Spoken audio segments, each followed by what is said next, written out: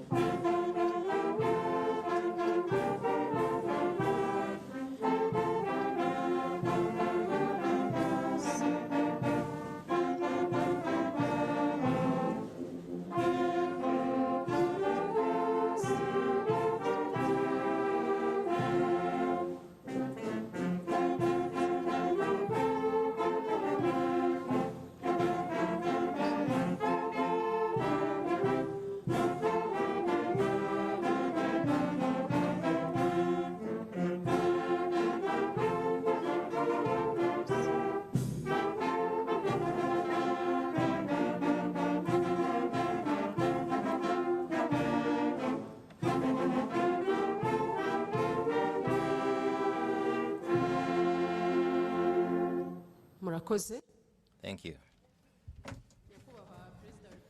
Your Excellency, the President of the Republic, leaders of various institutions, dear guests, welcome. We're gathered here at the National Umushyikirano Council. It's the 19th edition as provided for by the Constitution of the Republic of Rwanda. This is an opportunity for you, Your Excellency, to meet the representatives of the people and the people themselves, to reflect on the country's life. All of those present here, thank you, Your Excellency, for responding to our invitation. Thank you. My name is Nelly, Deputy CEO RDB, and I'm delighted to be your MC today. Your Excellency, this National Umushyikirano Council comes at a special moment because it's at the time where we celebrate the anniversary, the 30th anniversary of the end of the genocide against the Tutsis, where you and other heroes decided to leave everything behind to liberate us. You taught us to be determined, to be heroic, and to think big. And today, we're at a good place as a country at peace. Please help me thank the President and other heroes for their transformational leadership. Thank you, Your Excellency, the President, and other heroes.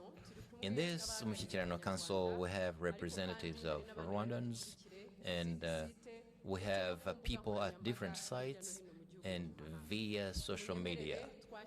So let's welcome those at different sites in our country, starting with Gatsibo in the Eastern Province. Good morning.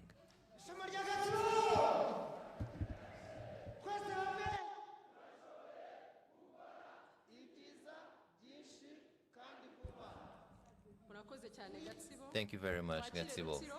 Let's welcome Rutsiro people in the Western Province.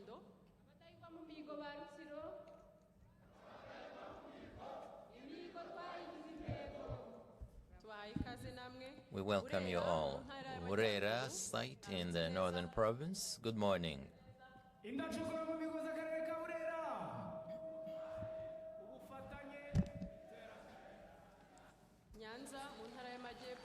Now Nyanza in the Southern Province.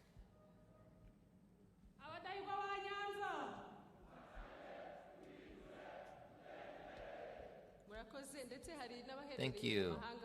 We have another site in Poland. Hello. Welcome.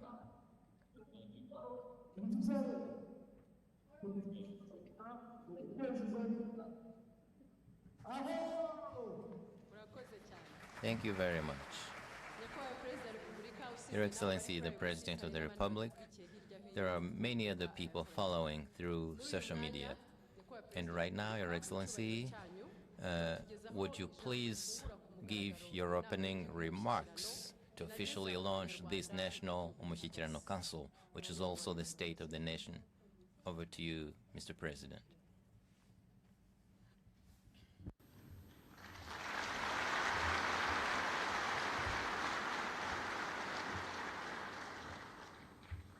mwaramutse neza mwese muraho. Good morning, everyone. Ndizera ko I hope that you've started a year in kandi intego in a ari ukugira ngo in a good way, and tuzawusoze neza the goal is to tuzadutangira ubundi. continue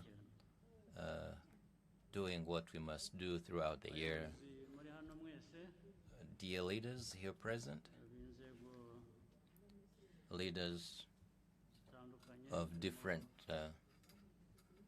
institutions, including the highest institutions of our country, abanyarwanda bose and dukurikira, all Rwandans following, inshuti z'u Rwanda, and friends of Rwanda. nizeye I ko mwese mumeze neza. hope that you Ariko are kandi doing well, all of you, yagira ngo mbabwire ko but I also nishimiye want to tell you that kubana I'm namwe pleased kandi to mbashimira join you, ko mwitabiriye and ubutumire also want to thank you for responding to our invitation positively. kugira ngo ariko by'umwihariko nshimire And I particularly want to thank n'inshuti zacu our friends, z'igihugu zitandukanye friends of our country, n'abo dukorana byinshi different partners in many areas, bivamo and amajyambere y'igihugu. which result into the development of our country. Ibyo ni ibihugu bitandukanye And I mean bifasha different amajyambere countries yacu that kugira ngo, assist in our development. mbasuhuze And I want mbashimire to greet kandi you mbahe and to ikaze thank you muri iki kiganiro. and I want to welcome you in this conversation. uyu mwaka This year, igihugu cyacu our country gifite byinshi kigamije will be gukora. doing many things, Ndetse niba mwibuka and if you remember, uyu ni umwaka this is the year, imyaka yihuta bibi time flies by ibaye incredibly. 30 Now it's 30 years down the road, tuvuye mu icuraburindi, 30 years after the abacu tragedy bishwe, where we lost our loved ones. babuze Our loved ones were killed, inshingano, many of them that we lost, nubwo bamwe even though bijijisha some tried to mislead and to distort the facts, abapfuye ntibazi saying they don't know who died, they don't know what killed them. ariko abo ni bakeya. But those are not Icyo mbivugiye many. ni I'm uko, saying this because dukwiriye kujya nabyo we tubyibuka ko ought ari to icyo kiri mu keep bibazo that in dukwiye kuba mind, that duhangana nabyo. that very thing is part of the problems we should be facing. Ibibazo dukwiye kuba tackling. duhangana nabyo. Ubwo rero mu mikorere yacu So in dukwiye kuba in whatever we do, tubishyira imbere kuko we should dukora tutibuka ibyo ngibyo keep that in mind, because dushobora kugira n'ibibazo by'uko uh, wabisubiramo. if we forget that, there's a risk that it may repeat itself. Imyaka 30 irimo ibintu bibiri. 30 years means two things, Irimo includes two things, ibyo including byago, that tragedy,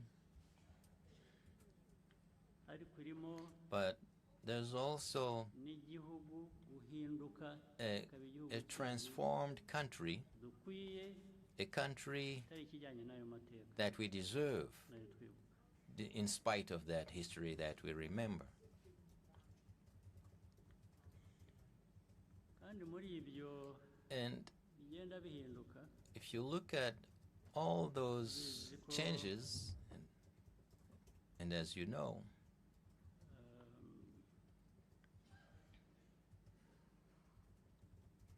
n'ubuzima bw'abantu n'imibereho even people's well-being, the situation in the country, kuvuga bijyanye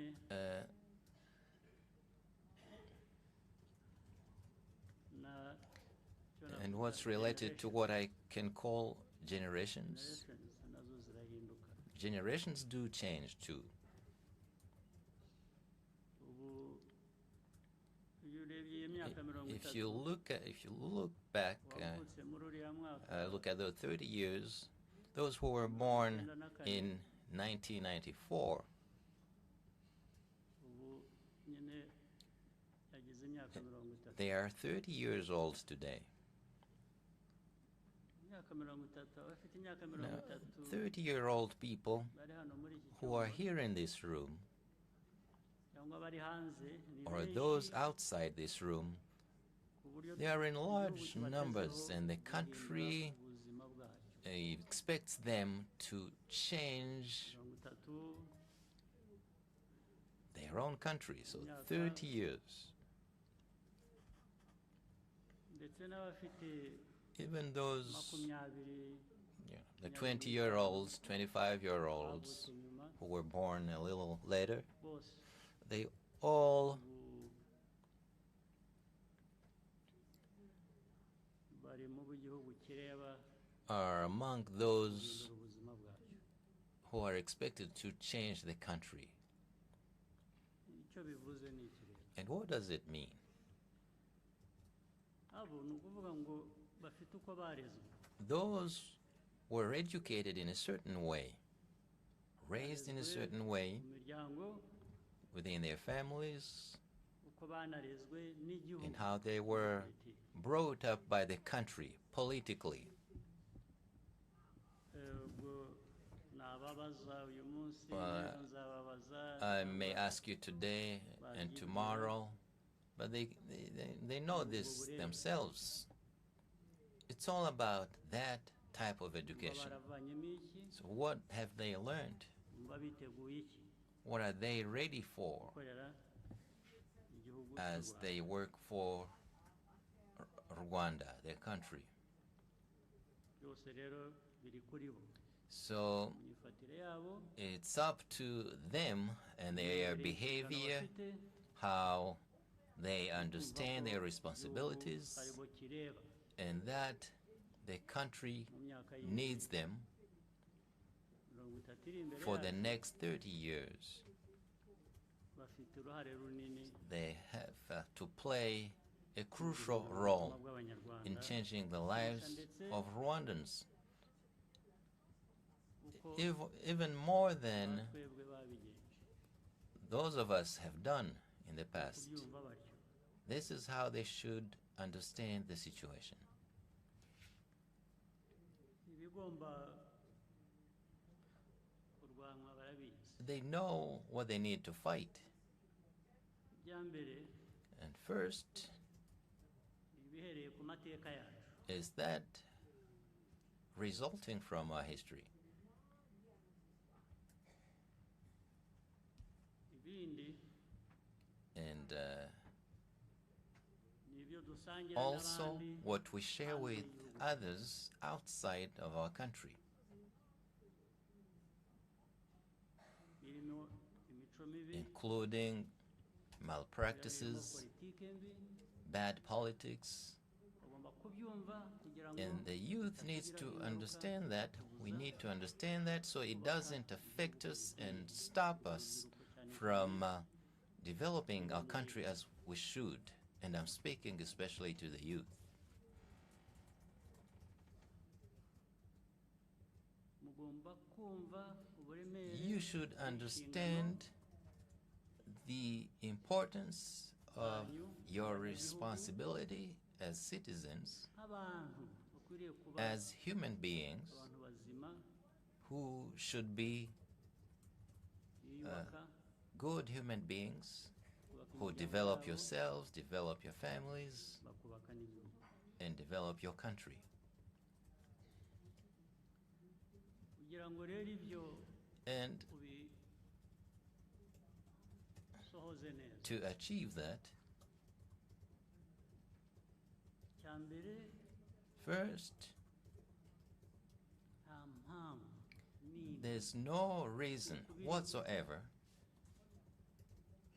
to be apologetic about who you are.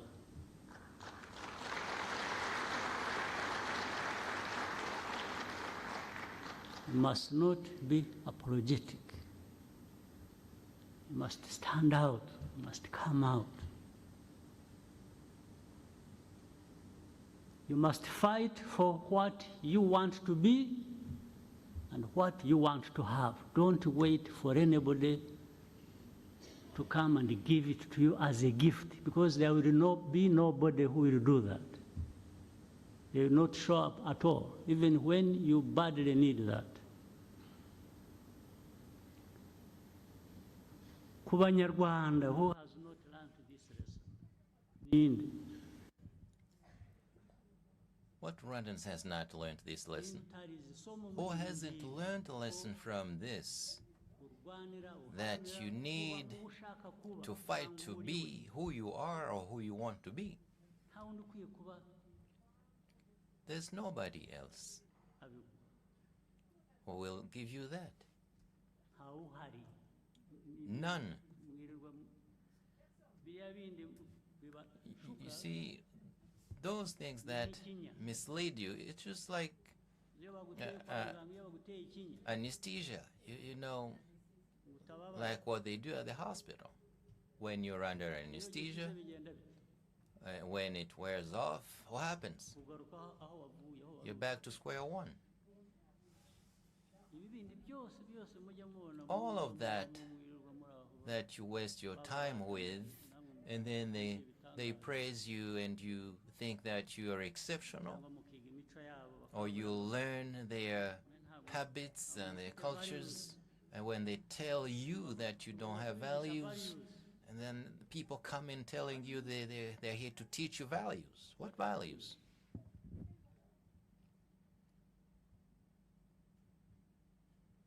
Are they things that belong to some parts of the world and the others are just supposed to be spoon-fed and given values to swallow or be forced down their throats?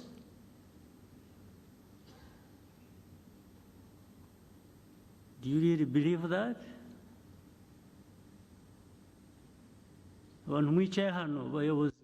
Those of you sitting here, the leaders of that youth I was talking about, you believe that?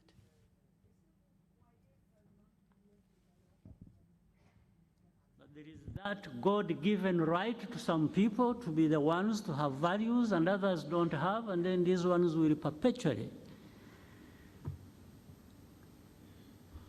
teach you values. Do you believe that? So that is one of the things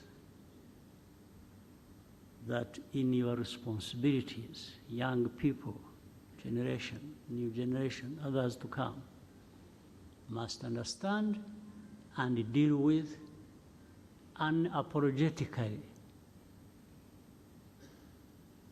Unapologetically.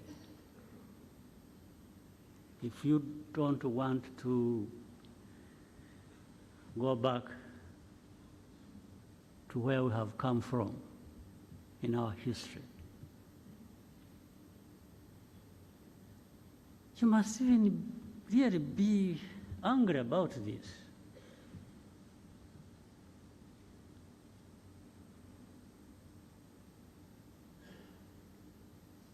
When it comes to this, well, let me not take too long on this, because after all, what I'm really saying, I can only speak to you and give you this message. There's nothing else I can do. I can't, because I'm not able to create people to be who one wishes them to be. Just like those people have no power, like gods, to tell people and force people to have these values they want them to have even when they have failed to stand up for that themselves. The whole world is struggling. So, including those who give lessons, they're really struggling. And when they are struggling, and they're telling you to do certain things they are struggling to achieve, then they start telling you, you know, yeah, but that is the beauty of democracy. Yeah, so why is it not the beauty of democracy when I'm struggling? Why are they not the same? You are struggling with the democracy, but my struggles with the democracy are supposed to be different from your own. How? The mess there is in democracy in your place is the same mess there is in my part of the world with democracy. Which mess is better than the other? It's all a mess. We're dealing with a mess. So we can only, maybe all of us on this earth, exercise whatever with a bit of humility, knowing that no one created the other.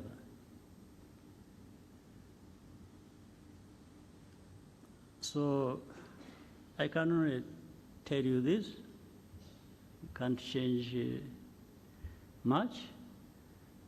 But when it comes to my area of responsibility, then I think we can have a conversation. And if you want to fight, we can have a fight. So that's no problem.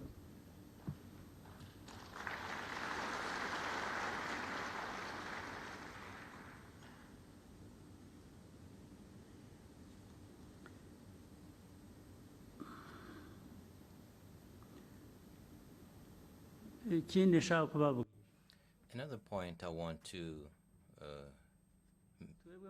touch. We, Rwanda, we cannot live like others live their lives. We have our own problems, specific problems.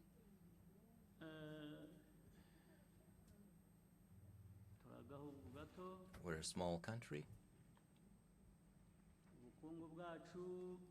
Our economy is not the way we would love it to be. It's a small economy. However, there are no small people.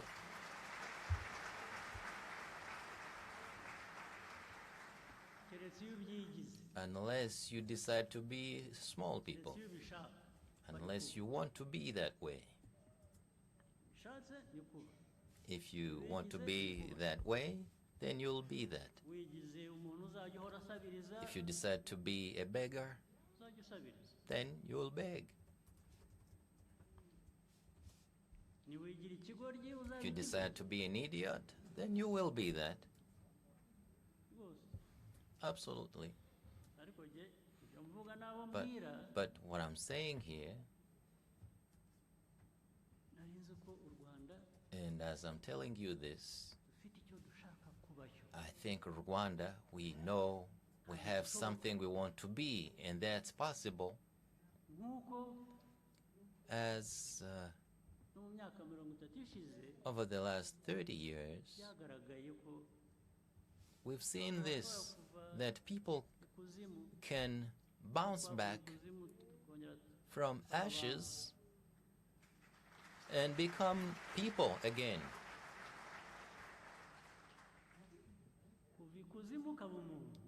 Back from hell and to become human again.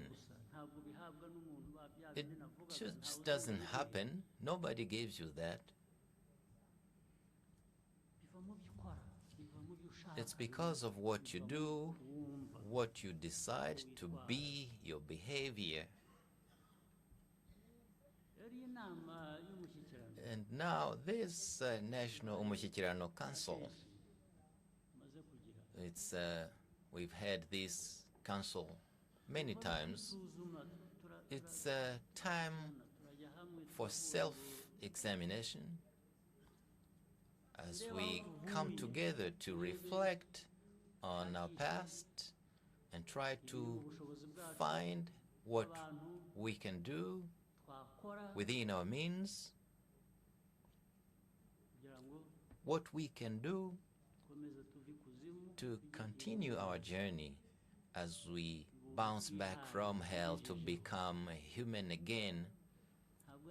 And as we do it ourselves, it's not something we are given by somebody else. Nobody can lend you that. If they did, then they would take it back whenever they want, and then you remain with nothing.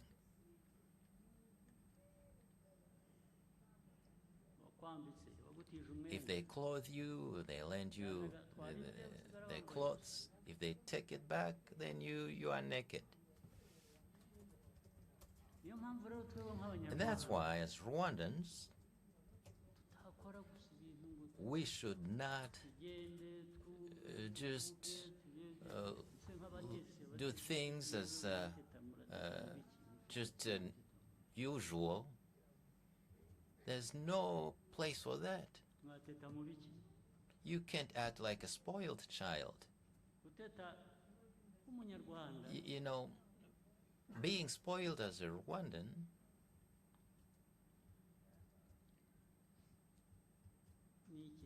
what would that be? That would be like this is what I was saying, that if one wants to be an idiot, then there will be that. So why should you be a spoiled person or nation? Where others are working hard, but others are just put in 2 to 3 hours of work. Well, I think you should be putting in 10 hours of work. And where the others just walk and as if they have no destination.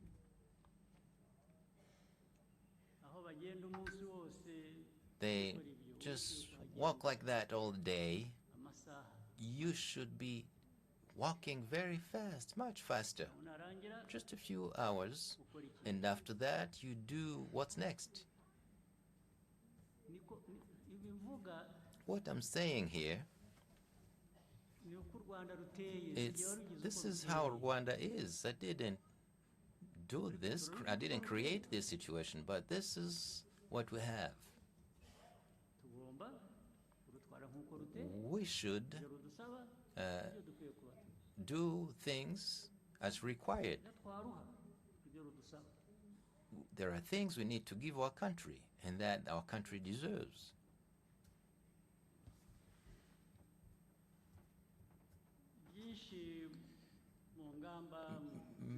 Many of the measures and that are taken to address issues will be mentioned by the Prime Minister, so I will not spend too much time on it. I will tell you what I normally tell you overall. I will be giving you a picture of yourselves, how you are, as I understand, and then you be what you want to be.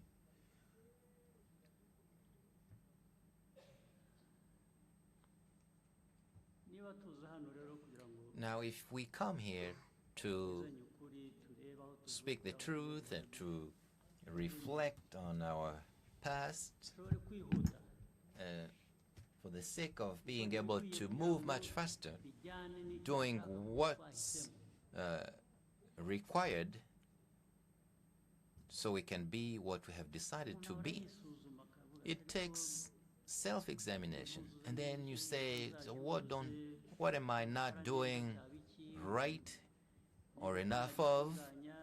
How can I perfect what I'm doing? This is the way it should be. So let's take this opportunity to examine ourselves, not just mention the measures, the plans. We should speak the truth. We should look in the face what is stopping us from doing what we should be doing to develop our country. So what's not necessary should be avoided. What people do for their country at all levels, including ourselves at the top levels. We can't keep repeating the same mistakes over and over again, day after day. Even when you talk with somebody and say this is what we can improve, and then the next day you realize that nothing has changed. No, that's not right. It shouldn't be that way. It means that you've forgotten our country's situation, its predicament, and the will we ought to have, or that we do have, to be more of who we are and who we want to be. At all levels. And then you mention something and nothing is done, and then you say, but we have all that it takes. That's what we've agreed. So what happened? And then they find excuses. And they try to find excuses, and it's never them. They are never the reason why. The reason is somebody else. They point fingers at somebody else. They even say that I crossed somebody's path and they put a spell on me or something. They never say, they never own up to what they have done and decide to change. And as people, as human beings, we make mistakes. I know that.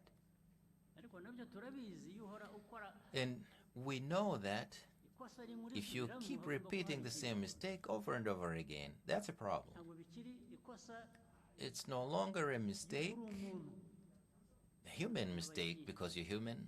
That's another thing. This can also mean that this is intentional, because maybe you have an interest in doing that, because you will gain something from that. Small interest, it's never big enough.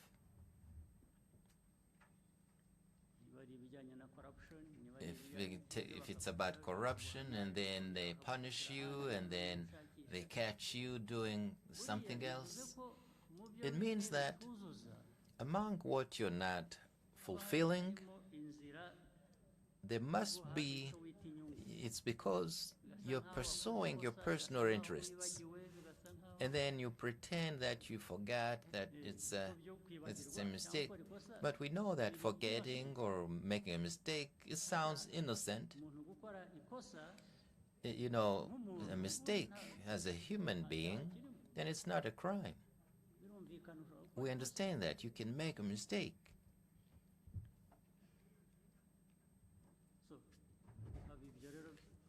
And then people confuse that. They don't do what they're supposed to do, and they call it just a mistake. But it was a mistake because they were pursuing their personal interests. And they forget that they have the people that they're supposed to be serving, Rwandans. And that should stop. It can't be done indefinitely, and people apologizing, explaining their mistakes, even though obviously They did it because of their personal interests instead of the country's interests. And as we have a conversation at this Umushyikirano Council, we will have time to tell the truth, tell each other the truth on specific matters.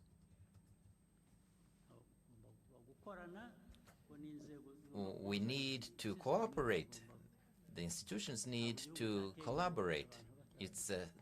We have systems, and for the country to develop, people need to work together. But we also need to remember that you need to carry out your responsibilities as you should. If you have a restaurant, you have a hotel, or another place that provides services, you can't entertain mediocrity. What we had 15 years ago, the situation that prevails 15 years ago, I could understand people were still they were still struggling. Now it's been 30 years. And those giving bad service are not the ones who have a problem. Even those who get that bad service, you have a problem. You pay for bad service and you just keep going to the same place. They go to a restaurant and you get food poisoned. You go to a hospital, you're admitted in a hospital, and the next day you go back to the same place.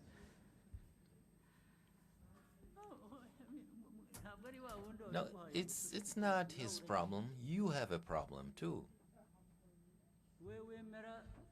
You accept to pay for bad service and you go back the next day. You have a problem. And that should be the problem for what you go to the hospital in the first place. You have a problem. But why? It's possible. You can improve this. You can perfect this to give a good service. So what's the problem? So what it takes is that good heart. Just change yourself, your behavior. Is that impossible? Why? But if they give you bad service and you accept that, why don't you ask them to stop? Why do we behave like that? And it should be, you have a case. You should make a case out of this. This should be part of what we want to be. So why isn't this the case? Why would you settle for such kind of situation? Why is that? So I hope that you will reflect about that. And as a country, we need a lot. We need to do a lot of things. We need to ensure that Rwandans are happy with the service they get, what they pay for, and which is sometimes expensive. But we also want to be a country that attract foreign countries, because that's where you get, you see, your economy grows because of that, and we need it. How will people be attracted to you when they know that you have some problems here and there? Because the world is a big place now. People will go elsewhere. They will forget about you. Is that what you want? And so those are different goals. If you want people to come to you so it can help your economy, and It's a different story when you look at what you do. You don't have, you're not doing the right thing. That's a problem. Because those who were not, who had not been attracted to you yet will not come, and those who had started coming to you will go elsewhere, because they will say, look, we go to that place and this is how we're treated, so why are we going there? Why should you do things like that? Even you, the leaders sitting here, and people do this to you. And I say that under your own eyes, maybe you don't see. Maybe that was me, but I'm saying this, because I was assuming that everybody here can see. But what you see should tell you something, which is good or bad. Simple as that. Now, that should be part of what we need to change. And if we, the quicker we do it, the better. It doesn't take a lot. You don't need assistance from some of our partners. No. It doesn't take aid. No donation, no grant, nothing. It's just in you.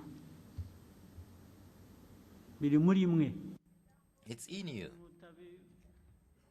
If you don't act, then you will lose a lot.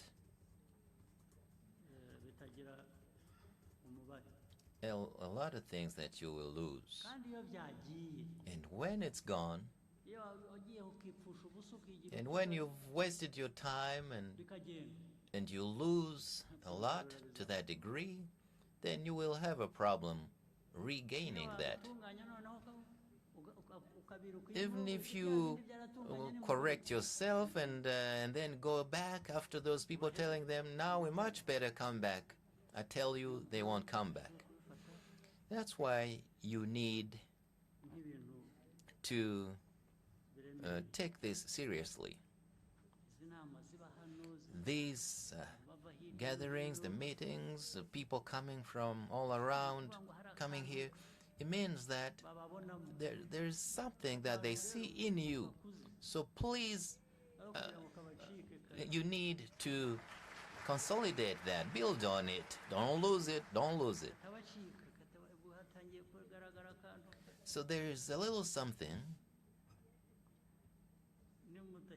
So if you don't work harder and to make that little thing, that spark grow, that flickering light grow, to become as big as that spotlight, you see that spotlight? So, let it not just sparkle. You should make it much bigger, like I said. It starts from being unapologetic. Of doing what is right and going forward.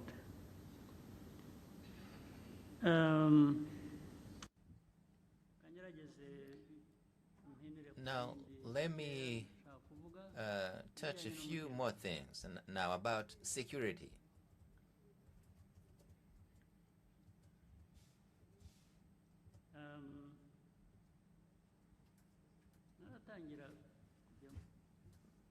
Before I go very much deeper into security, let me tell you one thing. Our country, Rwanda, and if you see where we're coming from and where we're going,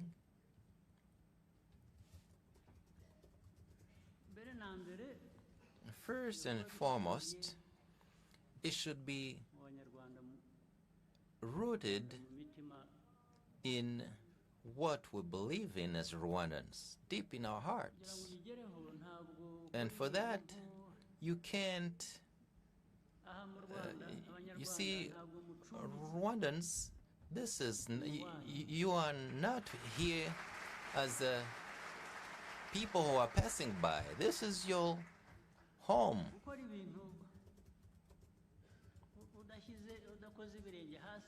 So doing things, saying that, well, you never know, I might not be here tomorrow. And I'm telling you, maybe you don't listen.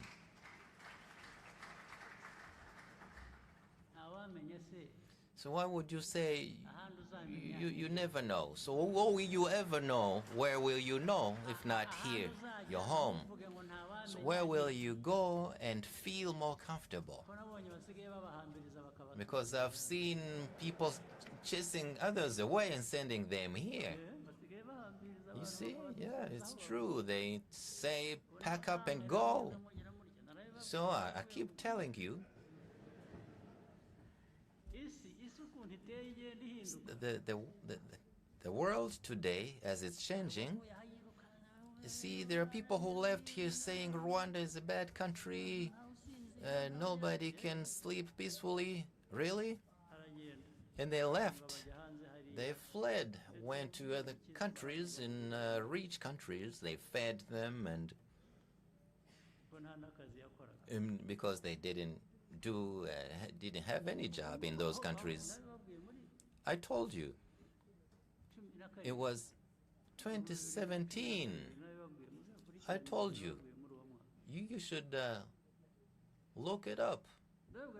I told you, all these people, they will be told, ordered to pack up and come back here. And sometimes we help them to come back. I'm not going to spend much time on it.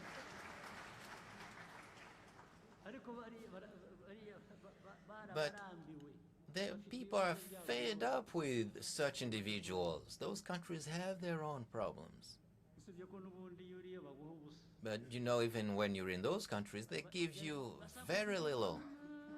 And then you make much noise about where you came from. And then at the end of the month, they give you a little something, some food, because you are smearing your country, Rwanda. And I asked them, tell me,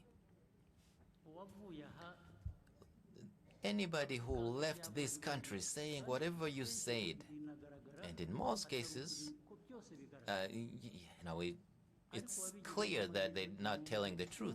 But who has really benefited from it? Tell me, is there one person? Tell me if there's anybody who has ever benefited from it. 1 out of 500 who left and telling lies, smearing the country. Is there a single individual who gained something from it? I haven't seen anybody yet. Please find somebody, tell me. And some of them, they were professors. Now they are truck drivers in those countries, but we have trucks here too.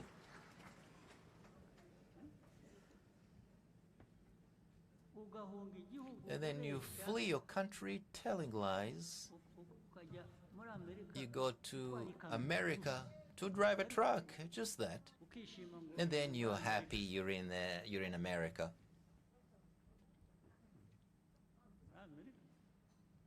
America? You're happy because they gave you a truck to drive? It's not your own truck, even. So you'll drive that truck, and in the evening, you will just buy one hamburger in your plastic bag. The plastic bags we've banned here, actually. So that's the reason why you traveled 10,000 kilometers, really? Now, Rwandans, we should be a dignified people. And then others go back into ethnicity issues that we are long done with, and they go back to that. And now, there are people who support that in our region. Now we have about 100,000 Congolese refugees here in Rwanda. 100,000 refugees. And with the recent wars, about 16,000 people have fled to Rwanda, joining another 80,000 refugees. All of you know this. And they know the truth. Because of those 100,000, sometimes the countries, developed countries, some of whom have those exceptional values, they come here and they pick a few, maybe 5 families out of 100,000, and they take them with them, and they've solved the problem. Families are just 5 individuals. They take them with them and settle them in those countries. See, 5 people out of 100,000, or maybe 5 families, and you've solved the problem?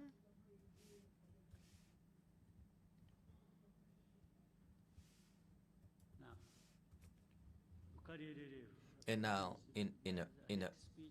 the hate speech in our region that you hear every day. So what's the purpose?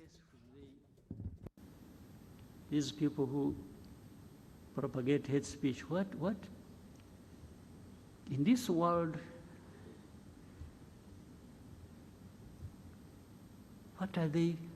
what role are they playing, really?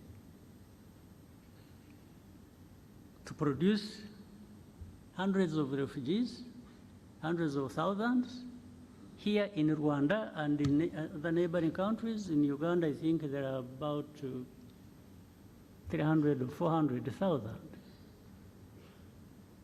And to the world, this is normal. Yeah, that is how it happened here when people are being killed. Here in '94, some people are saying, no, this is, it's like, these are the savages of Africa killing each other. Some people are saying that. We are savages killing each other. So it doesn't need to be treated as urgent. So even having 100,000 refugees and others crossing, every day there are people crossing, by the way, from Eastern Congo to Rwanda. This is normal. If they have to talk about any people at all, it is maybe displaced. Displaced, yeah, they can talk about, meaning those who are still in Eastern Congo, but displaced, maybe there is sympathy for those, a little bit. Those who are being forced, by the way, forced to cross the border and come here as refugees, to create a situation that in the end will find justification and may be accepted that actually those people should live there. It's like these are Rwandans who have returned home. So let them stay there. So in the end, they create some fact that we should contend with and accept. Really? Well, if it wasn't for that we act reasonably, that we respect norms, international norms and laws and everything, and painfully accept this mess that is being created and hopefully waiting for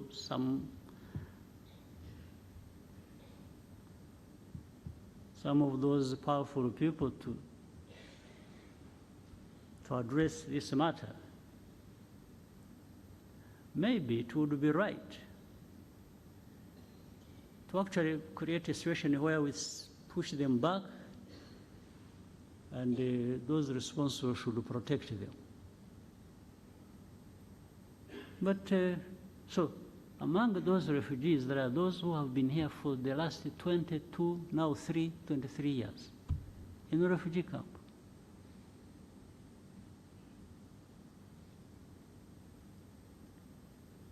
Those are like the years I spent in a refugee camp myself. So I know what it means. Myself, I spent those same years in a refugee camp.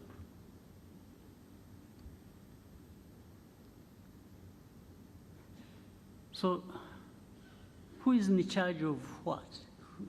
In this world, who now does what? Now there comes the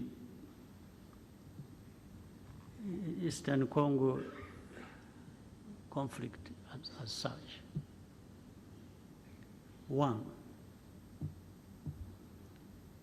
you try to do some research, do some inquiries, you do some intelligence. Rwanda did not in any way create this war that is happening in Eastern Congo. For me, I'm giving a fact. Go and investigate and prove me wrong. Rwanda never got involved in starting this fighting that has happened in Eastern Congo. But with time, there has been an effort to actually make it our war. That we are the ones who started it. Over time, this is what has happened. Now, using what? If you see the combination of hate speech and the displacement of these people, you come to understand what actually was behind it. Maybe somebody thought they were being smart, and they thought that was the way to end the M23 problem, which was there in 2012, because there is ethnic cleansing, pushing these Tutsis to Rwanda, to belong there because that's where they belong. And Kagame is a Tutsi, he's the president of Rwanda. Let them go and join their president. This is what is behind it. One time we had a meeting and we were having an argument with the leaders. And of course there was a contradiction in some of these people's argument. I asked specifically, I said, and that's that one responsible for Congo. I said, we are not going to address anything unless you come out clearly to tell us facts about the situation. I asked him, I said, are these people in M23 Congolese or not? And he said to me, and there were other leaders in the meeting, that absolutely, these are Congolese. Then he came out to say that he has in fact even openly talked about it. I think when he was in the US or UK, I don't remember what he said, that he came out and said it. So he was confirming that these are Congolese. I said, fine. So how do they become our problem? How do they become Rwanda's problem? I also asked him, I said, do you know when these people, the group that started this fighting, do you know where they came from?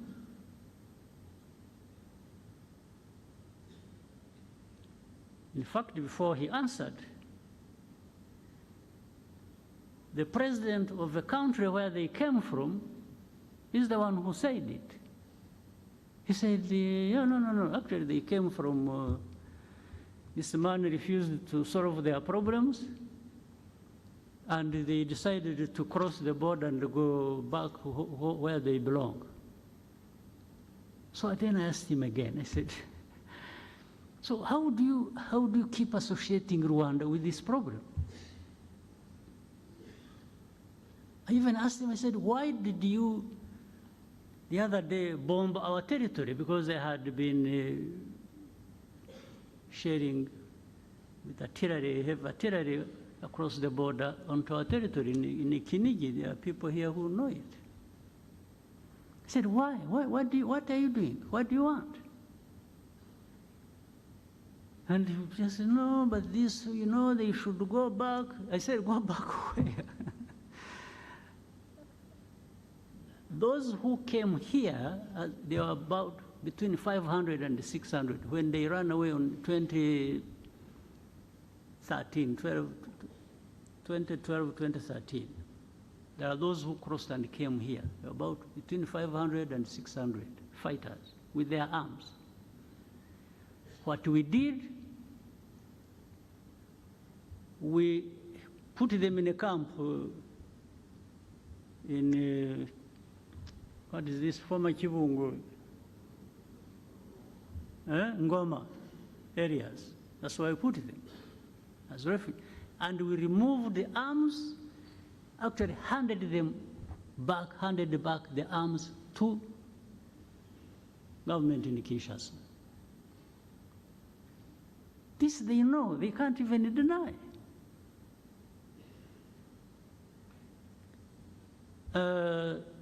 They said they had wanted to solve the problem politically. They invited some of the leaders of this group, took them to Kinshasa, that they wanted to talk to them and resolve the problem.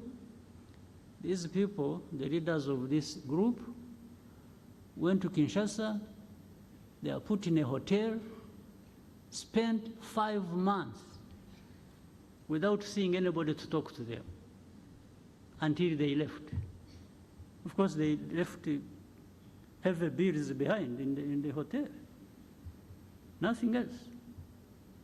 Now, but when you see, then you would see in you saw in the statements of different organizations and so, blaming Rwanda for M23 conflict in Eastern Congo. I cannot tell you the reasons exactly why that would be happening. Now, but I would ask people so. You may associate us with M23. You may blame us for everything, M23. What do you say about FDLR that is in Eastern Congo for the last 30 years, more or less? I thought even the forces, the UN forces that were put in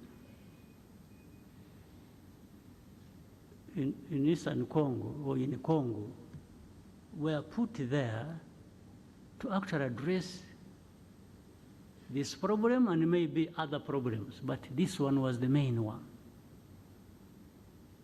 But you've been there for decades. It has been so costly,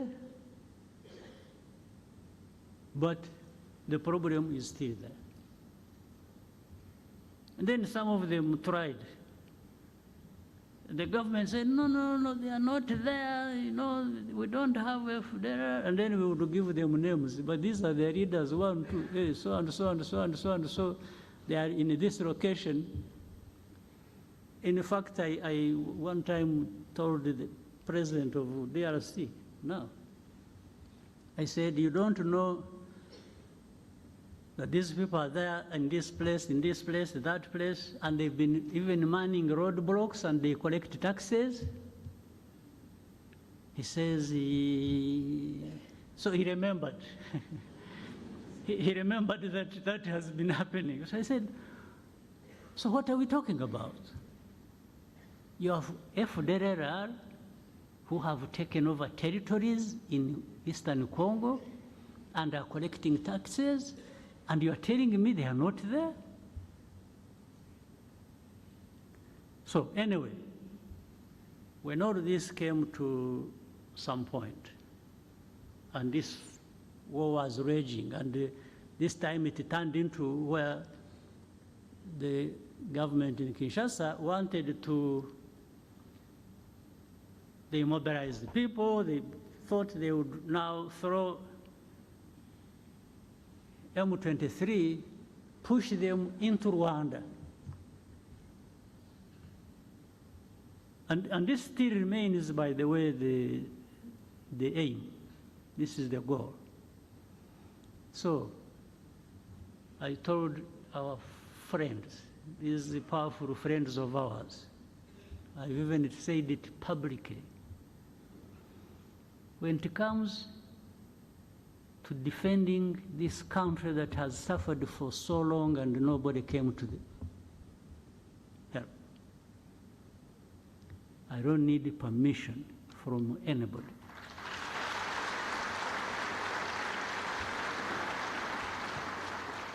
To do what we have to do to protect ourselves. I will say it in broad daylight. I have said it to those who matter in this problem. And that's what is going to happen. You go home, sleep, you know, don't do anything. There will be nothing crossing these borders of this small country of ours. If anybody attempts,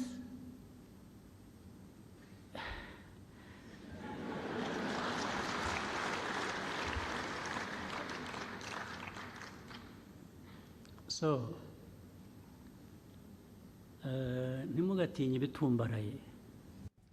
Don't be scared of huge ghosts.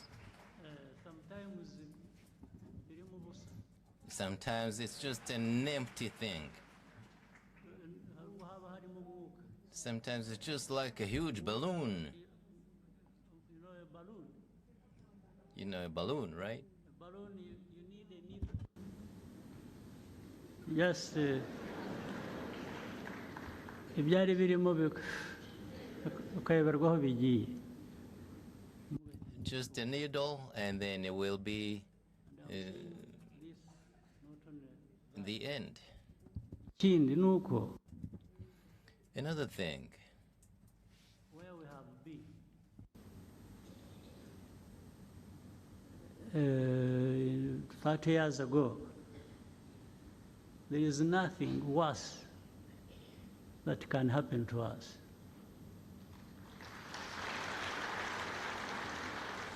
Also, that means if you ever put us in a situation where we have to think like it's going back to that time,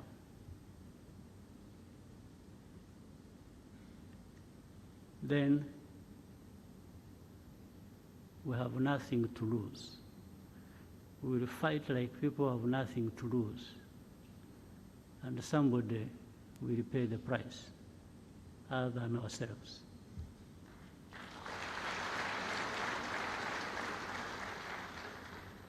You have seen I have not answered these insults that are coming from the south, from the west. Those ones don't kill. So I cannot go, that's not us. But they learn something with time. They learn something that they made a big mistake. Absolutely, a big mistake. That's why I was telling the young people, happily who seem to be like in those years when we were still young. I've seen our young people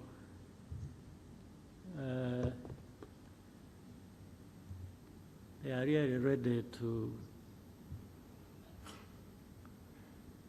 fight for and defend this country.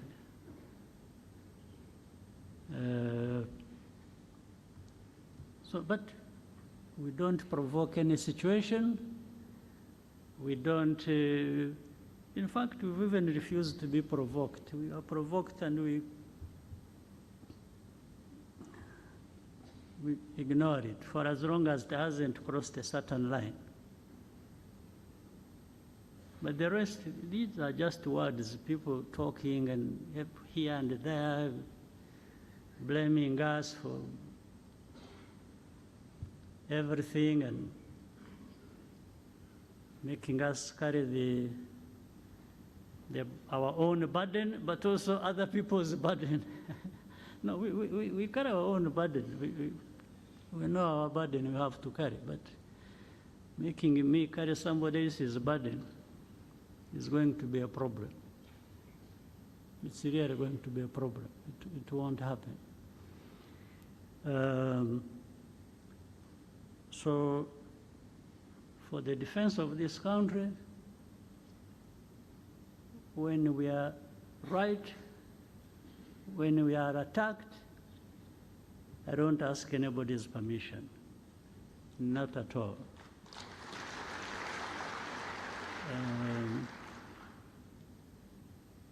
So the country is safe, is secure, and will always be.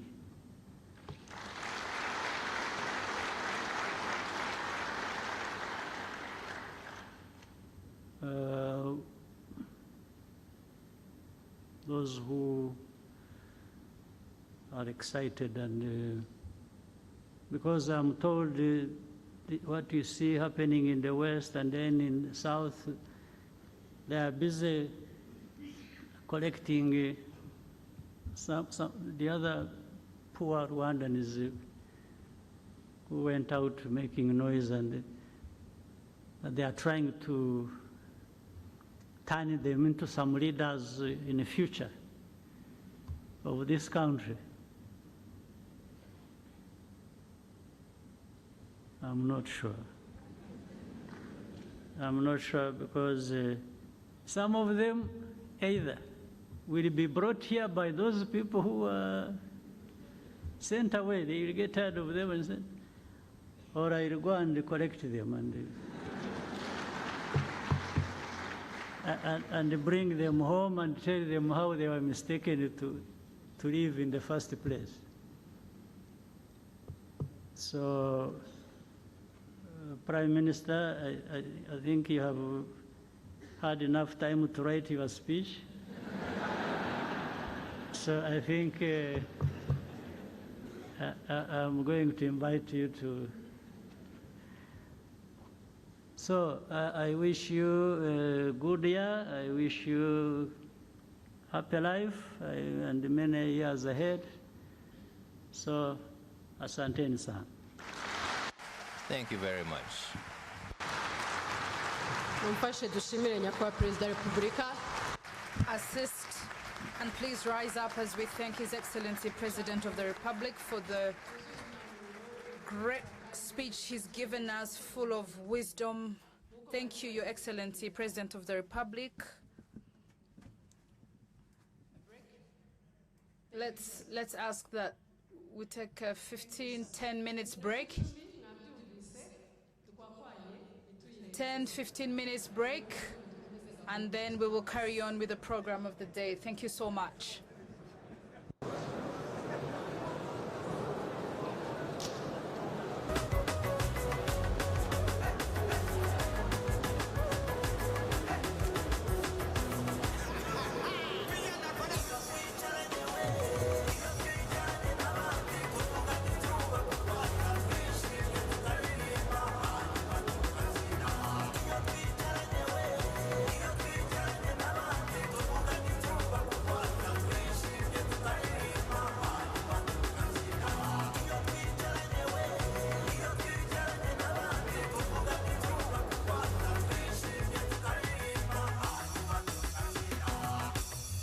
Iwacu n'amahoro bana b'u Rwanda ibintu biriho polisi wacu zirakamwa twese turi mu bisubizo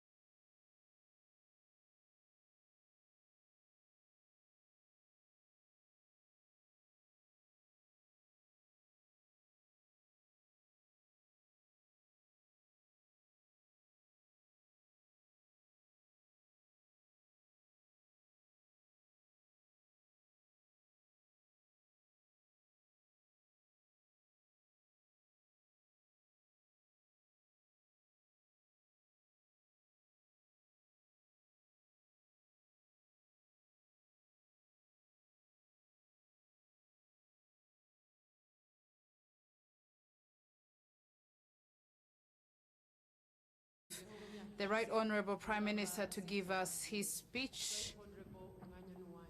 Right Honorable, this is your time. You are welcome.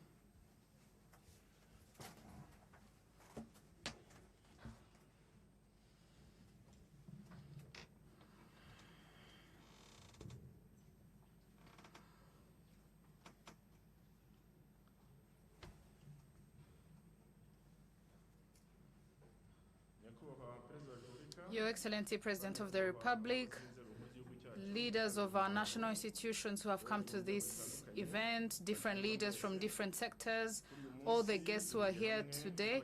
We are gathered here as Rwandans to look at the journey of development of our country.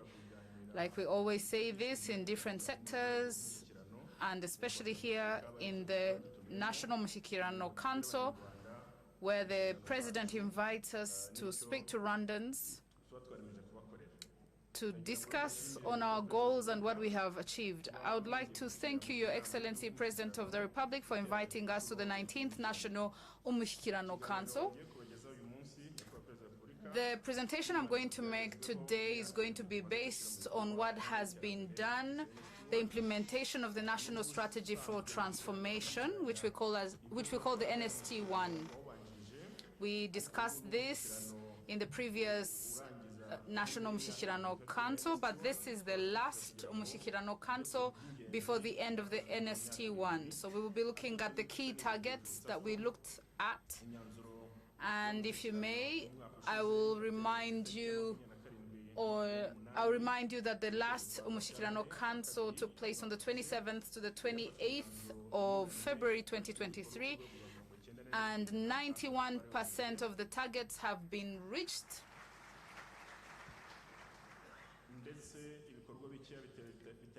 Some of what we are yet to accomplish has been due to the fact that we need to do further research and look at how to implement this. Let me come back to our presentation. As you know, Rwanda's 7 years government program has key targets, goals that the President promised Rwandans in 2017. And this was meant to be accomplished in the 7 years, which will end this year. This program is focused on the development of Rwandans in the different parts of the country. Key targets that have been achieved, as I'm going to present this to you, is based in 3 pillars as we had planned for this. We have economic transformation, rural development, accountable governance, and productivity. In this program, so much has been achieved, though we know the challenges that the world has faced, even in our country, but much has been implemented, and we can say that even what wasn't achieved because of the pandemic, climate change, and other challenges that has affected the infrastructure and the economy of different parts of the world, this did not hinder us from implementing what we had purpose to implement. And because of that purpose, because of that reason, there are still some of the key targets that we intend to accomplish in the soonest time possible. We cannot say that we have been affected to the point that we cannot implement what we promised to implement. Allow me to tell Rwandans that given on the strategies that the government has for empowering the people after the COVID pandemic, our economy has grown and increased significantly.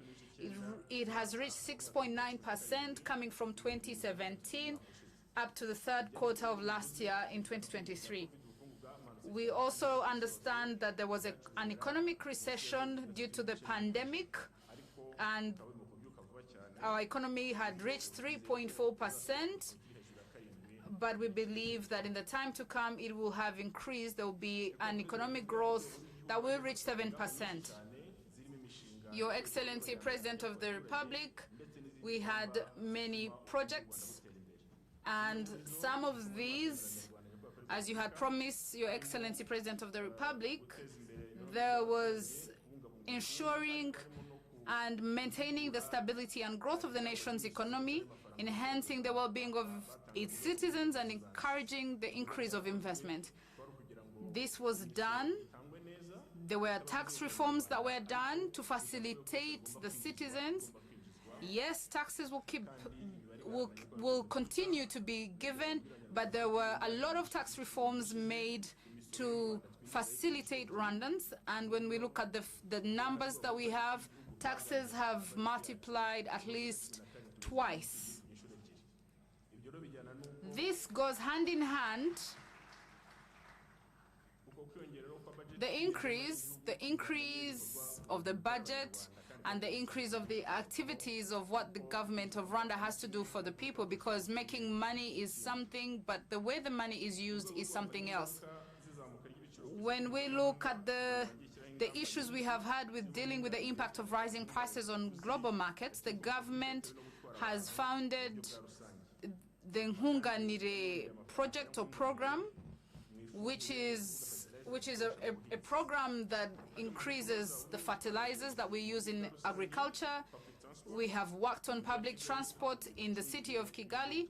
Particularly in Kigali, there has been a lot of efforts where we have bought 200 buses in the city of Kigali. The government of Rwanda supported entrepreneurs in the public transport sector, and 200 buses were built. 100 buses are already in operation, and we are yet to see 100 buses reach here.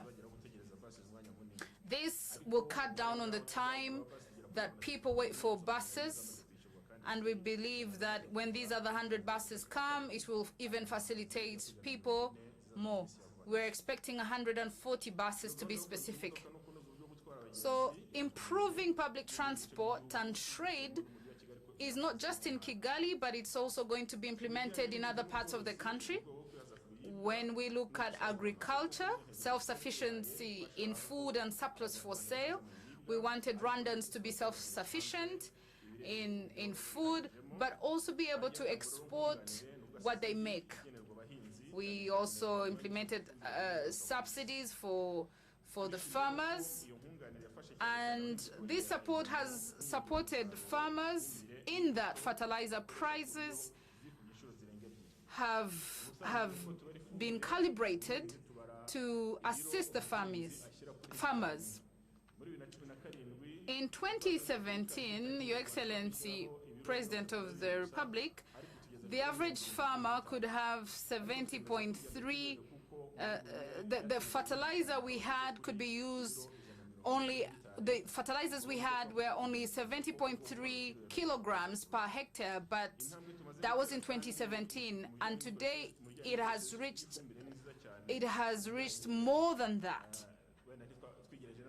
Today we are at 70.3 kilograms, but in 2017 we were at 32 kilograms of fertilizers per hectare. So we have purposed as a nation, and we will keep working on this to increase fertilizers and making sure that the average farmer has access to fertilizers.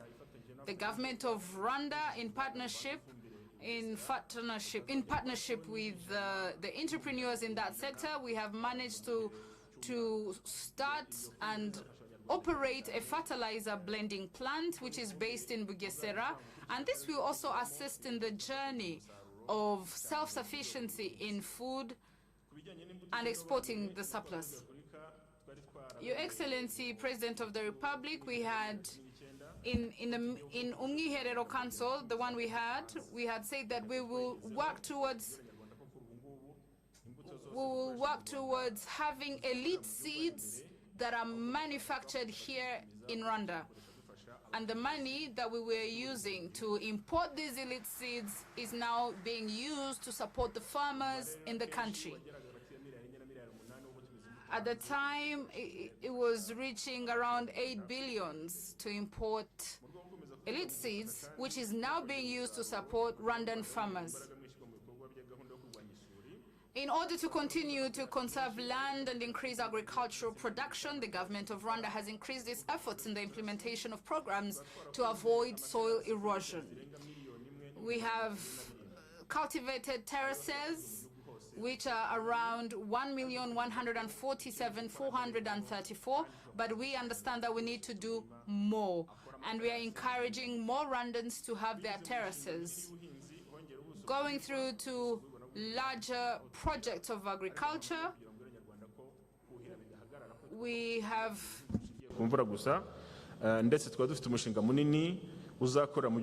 we are encouraging Rwandans to use irrigation as much as they can, and we believe this will also increase the produce from agriculture.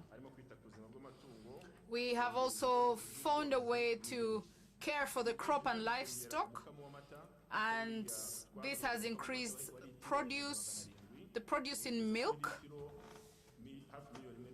We are now at 1,100,000 liters of milk produced in the country. There are other plans and other programs that were started, and we believe they will also give us the benefits that we're looking for, such as the crop and livestock insurance, and we're encouraging more Rwandan farmers to get their crop and livestock insurance. And this has helped the farmers who had already engaged in this. We also are working towards having agricultural and animal feed processing industries. We are therefore encouraging Rwandans to keep investing in this, working towards this. We are also working on a factory that will be working on 650,000 liters of milk per day, where we will be having centers of collection for the milk, and this will be easily transported and there will be no losses. When it comes to infrastructure, which will facilitate the trade and public transport of people, we have had roads built that connect different provinces of the country, and the roads have been built in areas that reach at least 1,600 kilometers. And these roads facilitate public transport and trade. Some of those roads are Base, Rukomo, Nyagatare, Kagitumba, Kayonza, Rusumo, Ngoma, Bugesera, Nyanza, Huye, Kibeho, and Pindurabweye. We also have roads that have 237 kilometers here in the city of Kigali and other key cities in the country. This has been done in these 7 years. As we are working towards supporting the farmers to sell their produce, we have had roads built, and we call them feeder roads, and feeder roads have 3,700 kilometers, but the target we initially had was 3,000. So in partnership with Rwandans, we have exceeded our expectations. We have electrified roads, and we have managed to electrify 2,160 kilometers of roads in Rwanda, which we still need to do more because the target was 2,400. When we look at the national plans to give access to clean water and electricity for all, we have seen that families more than 1.5 million have had access to clean water and electricity.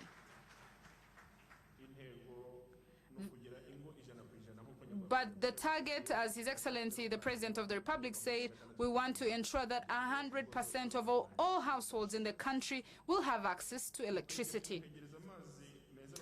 In having access to clean water, dams, we have dams that have been built, 7 dams, Nzove, Kanzenze, Gihira, Kanyonyomba, Mwoyo, Ngombo, and Nyankora. This has ensured that more water is collected, and it has been doubled, and this has doubled the target that we had. The target we had was 303 square meters, 303,000 square meters, but now we have reached 330,000 square cubes. Water channels have been renovated, especially those in village areas, and the government will keep working on these water channels and ensuring that the water reaches as many people as possible so that we foster and ensure that the people have good well-being. In terms of the infrastructure needed to advance technology, we have seen fiber optic cables being extended. The target, well, we started at 3,000 kilometers in 2017, but today we have reached 15,700 kilometers. We have also observed that this has eased how government services are delivered because of access to the internet. And we're working towards where every Rwandan can have a phone and be able to access government services without going to see agents. To do with industries and factories, we can say that we are supporting Made in Rwanda, where more Rwandans are having jobs created for them in the context of working on Made in Rwanda products. We are supporting the already existing factories, but we are building even more factories. We have seen factories built, and some make medicines, vaccines, those that make products that are used in construction services or construction. And we have seen in factories made for the products of agriculture. And this we do so that we facilitate investors who come to the country and who need these services. In 2017, we have managed to create jobs, around 1,100,000 jobs, but we still have a challenge because we have more young people who are struggling to find jobs. We're still dealing with the issue of unemployment. It's a long journey, but we'll carry on the journey. The government is investing in this, and the government is working hard to solve the problem of employment. We may not fully solve it, but we are working on reducing this. We want to thank you, Excellency, President of the Republic, for the efforts that you put in empowering Rwanda, because after the COVID-19 pandemic, Rwanda started new destinations. Rwanda goes to Paris, goes to London, goes to Doha, and other places. Rwanda also has cargo freights.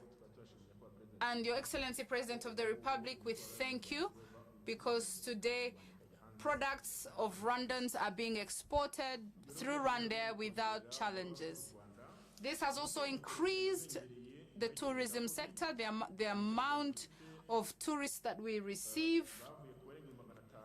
Our tourists came from 521,000 in 2021, and now we have received 1,400,000 tourists in 2023 September last year. So we have seen tourists multiply in number from 500,000 to 1.4 million in a period of just 18 months. The government will keep investing in Rwanda to keep increasing its capacity. Your Excellency, President of the Republic, when we look at the sector of entertainment and sports, Rwanda has received many meetings. We received the Commonwealth Heads of State, Heads of Government meeting, the FIFA Congress, Women Deliver, and other meetings that have come here in Rwanda. In partnership with the government of Rwanda, we'll keep increasing all the infrastructures that are needed to facilitate the tourism sector. And we trust and believe this will be achieved. As Your Excellency, President of the Republic, you were asking us to keep increasing excellence in our services.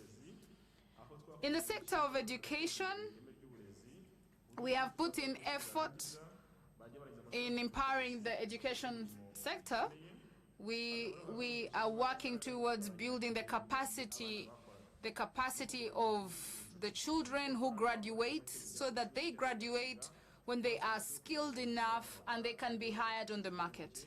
And to do this, we also reduced on the numbers of students in classrooms. We reduced those numbers so that students get the attention they need from their teachers. We also increase the time that children need to have so that by the time they reach school, they have had enough time to rest. When we look at the graduation, when we look at the classrooms that have been built, we have seen more than 27 rooms built, 27,000 rooms built. We used to have teachers teach classrooms full of 80 students to be precise, and today school classrooms have 60 students maximum in a class. And today we have 563 schools for vocational training centers, and we believe every sector should have at least one vocational school at the high school level. This will help us to ensure that students who graduate high school will graduate with skills, because the government intends to ensure that 60% of these graduates, 60% can carry on with vocational work. We have renovated other schools, vocational schools, and have put them at the level of university schools, where now the students who graduate from high school vocational schools, they can go to university vocational schools. These, we call them BTEC, and this program will carry on in the near future, and we'll be able to even give accredited master's degrees for these students, in a way that children who study from high school in vocational schools can reach the master's level and graduate.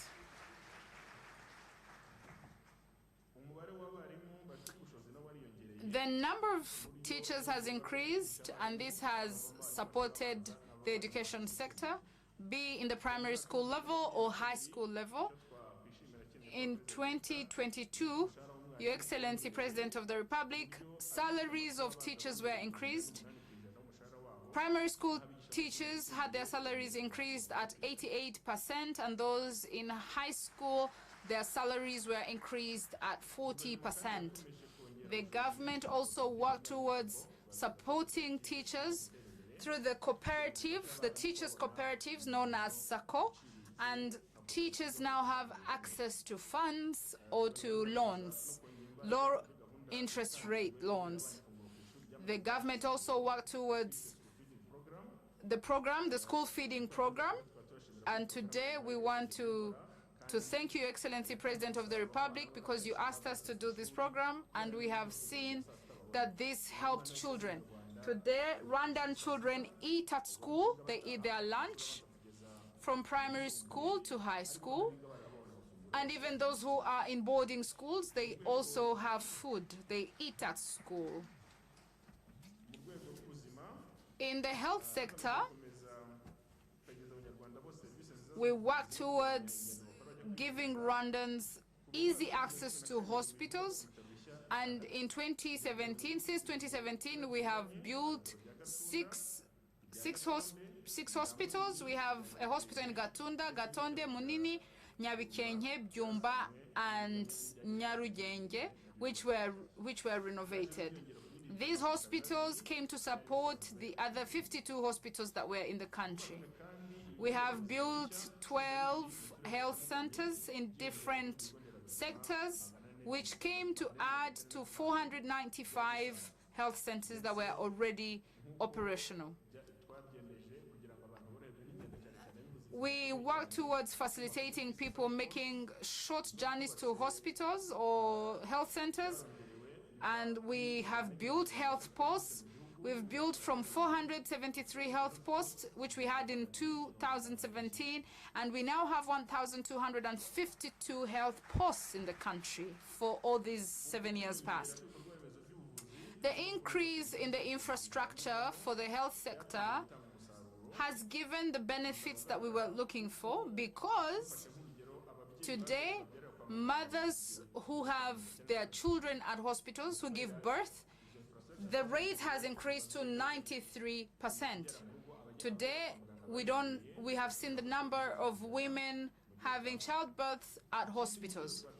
Another example we can give, in developing the health sector, we will keep increasing health centers, enhancing services, but we have worked on that, and we're still working on that. We are fighting pandemics, potential threats of pandemics, and other diseases such as cancer and others. We have supported the people. We have given 190 cows to 290 cows in 2017. Today we have given, we have given 190,000 cows. When we look at sports and entertainment, Your Excellency, President of the Republic, we look at the stadiums that have been built and those that have been renovated. We have seen the benefits of this. Your Excellency, President of the Republic, when we look at governance, we want to promise that, as you always remind us, we will keep enhancing the services given, and we'll work towards ensuring that Rwandans who come and access these services, they will benefit from these services. We still have a long journey, but we will keep working towards the development that we want. Given the vision we have of 2050, which is focused on the economy of the country and the well-being of Rwandans, we want to increase the produce from agriculture and access to global markets and surplus for sale for global markets. We believe this will create more jobs for the youth. We want to also increase the number of factories and their produce, because some of the factories we have do not operate at 100% as we would like it, but we will keep advancing this. We'll keep advancing education, the education sector, and the health sector in the country. We promise you, Your Excellency, President of the Republic, that we are going to double our efforts so that we give Rwandans what they deserve. We want to thank all Rwandans who partnered with the government, to see this implemented. We want to thank the Rwandans who keep us accountable, because even when we don't do what we promise to do, they remind us. Thank you so much, Your Excellency, President of the Republic.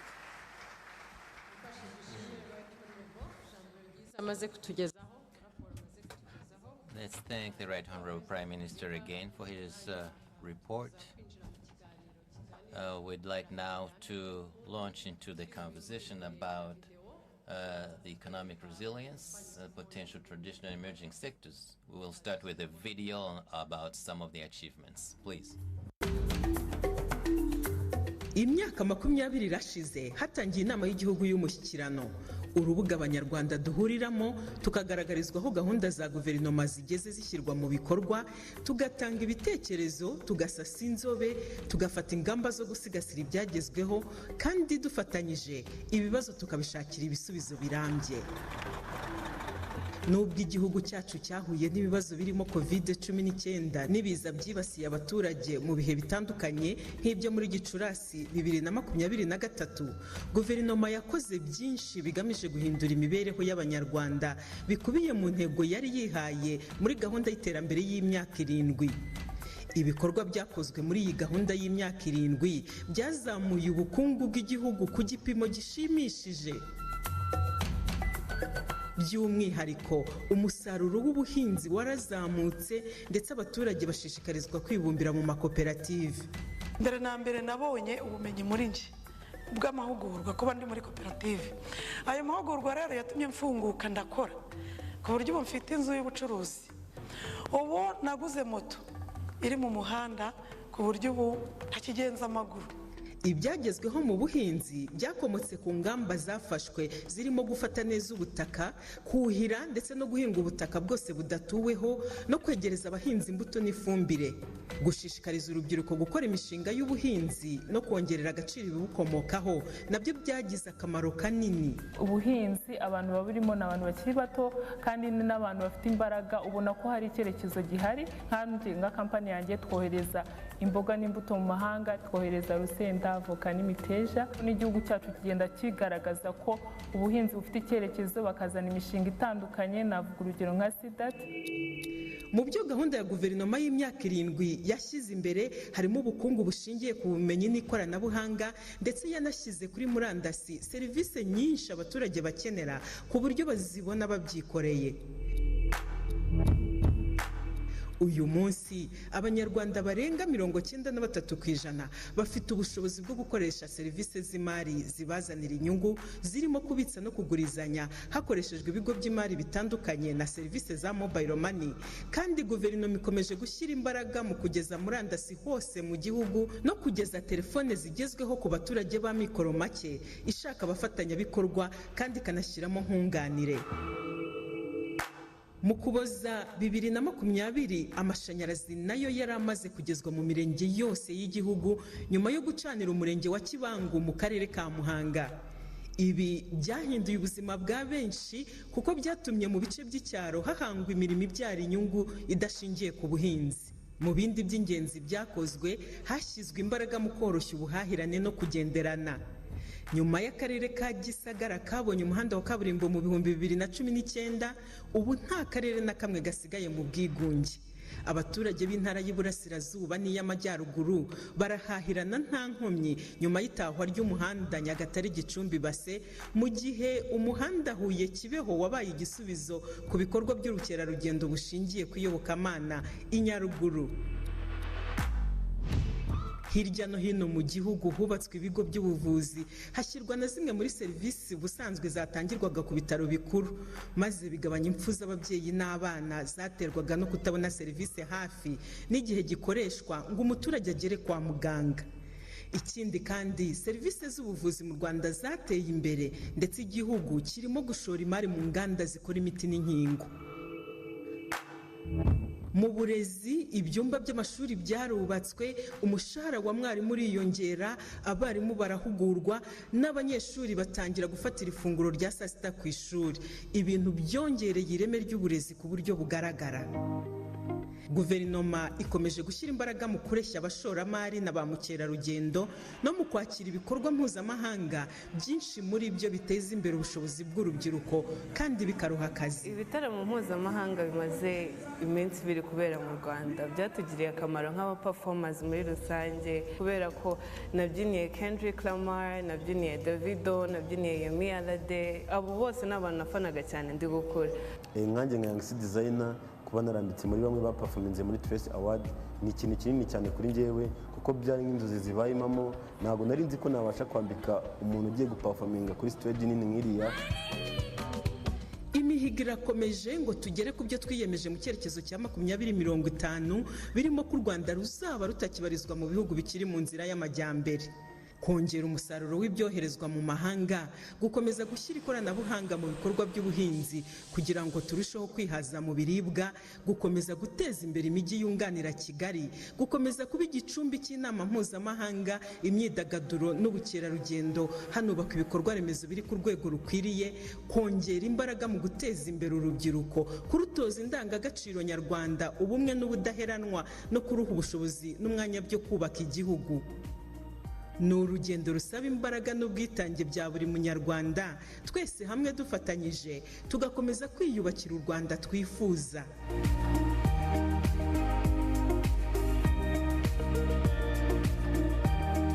Barakoze cyane. Thank you very much for that video. It reiterates what we have done over the last few years. So we're going to have a panel moderated by Mr. Cleophas Barore, RBA CEO. The panelists being Dr. Uziel Ndagijimana, Minister of Finance and Planning. So please step forward. Ms. Shanine Munyeshudi, Secretary of State in the Ministry of Planning. Dr. Ildefonse Musafiri, Minister of Agriculture. Dr. Sanzimana, Minister of Health. Ms. Niomahoro Florence, CEO Mayoyi Coffee Cooperative, and Christian Gakwaya, founder and CEO Rwanda Events. Over to you. Thank you. Thank you, Your Excellency, the President of the Republic. As we welcome the panelists, I want to first of all give thanks, because it's more than once that I visit different offices. Sometimes you see a chair with a button that you push and it goes up or down. And Your Excellency, within your power, recently you pushed something and my chair went up a notch. So I'm really mindful of that, and I thank you. And there are some of my peers on the same announcement.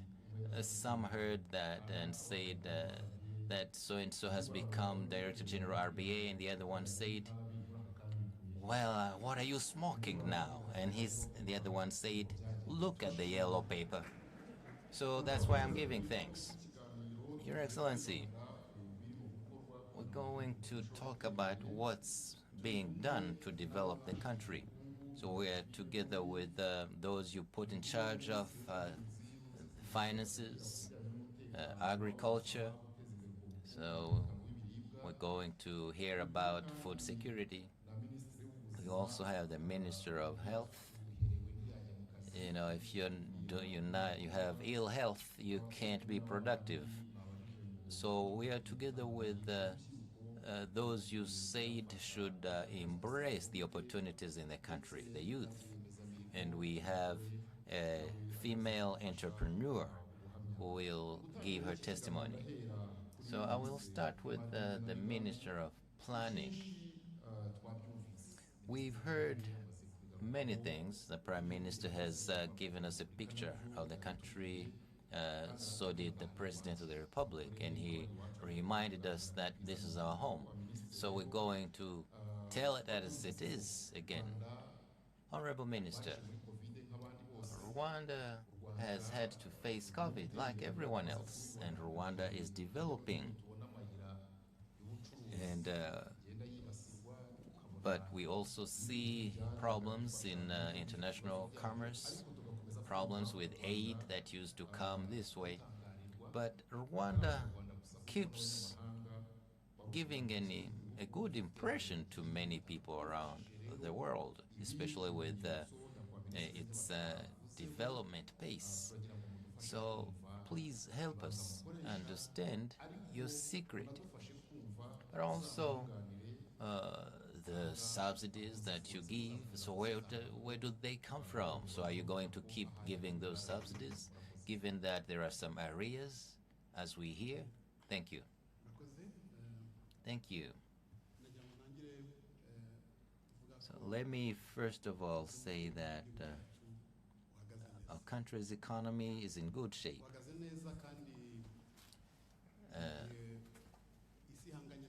And I'm saying this mindful that the world is facing major economic challenges.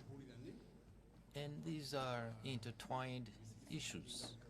If you look at consequences of the COVID-19, wars and conflicts around the world, climate change, and many consequences with hiked prices. and more debt in many countries, and with issues in loans for countries. So all those are common challenges for many countries. But in spite of that, like I said, our country is in good, our economy is in good shape. So you want to know how Rwanda manages to do what it's doing. So I will explain in two ways. First, the pre-COVID situation in Rwanda. So the situation that prevailed before COVID. The second part of my answer is the planning, the strategies we adopt to face a challenge at hand. And like we've all seen before the pandemic, Rwanda's economy was in good shape. And during the National Umushyikirano Council in 2019, our economic growth was at more than 10%. And the double digit was to keep growing. That was the aim, but a few months later, the pandemic struck. Here is what I can say. When the COVID struck, we were in good shape economically.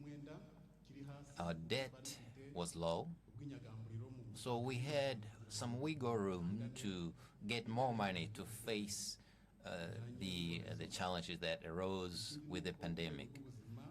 The health sector was in good shape too. So using that, tackling the pandemic was possible because we were in a good health standing. So many sectors were ready. There was Ebola in different in neighboring countries. So we had a good level of readiness in case there was the same epidemic. So we knew how to adopt good strategies to face pandemics. So the other factor is the governance. We have institutions and organs that cooperate with the people. So the message about the pandemic, prevention measures, all that communication was smooth.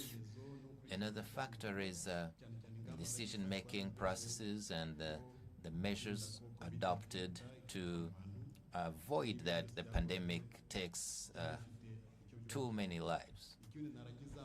And the other factor is the collaboration and the cooperation with the international organizations and friendly countries. So we partnered to find vaccines and equipment and money that was really needed.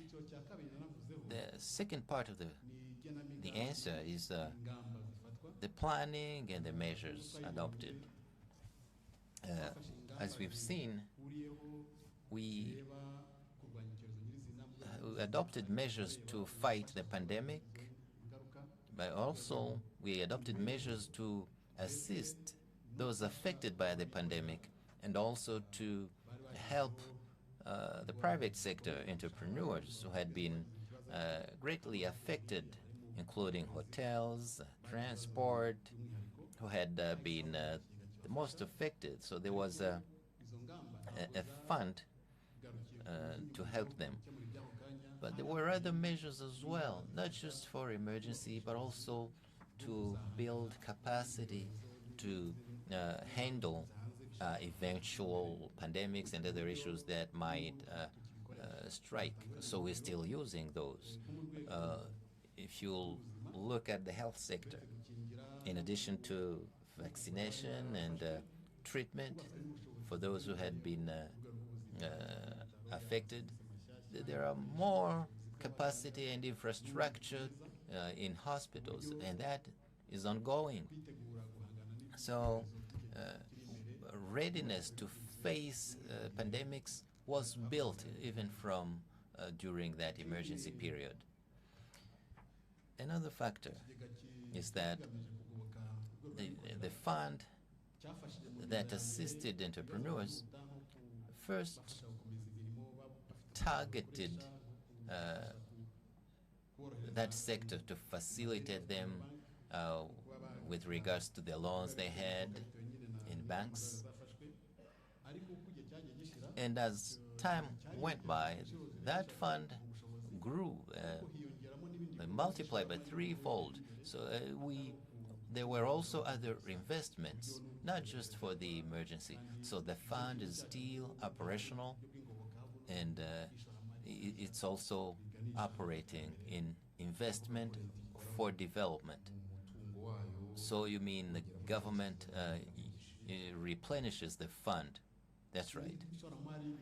So investment that was used for emergency purposes also included the ICT.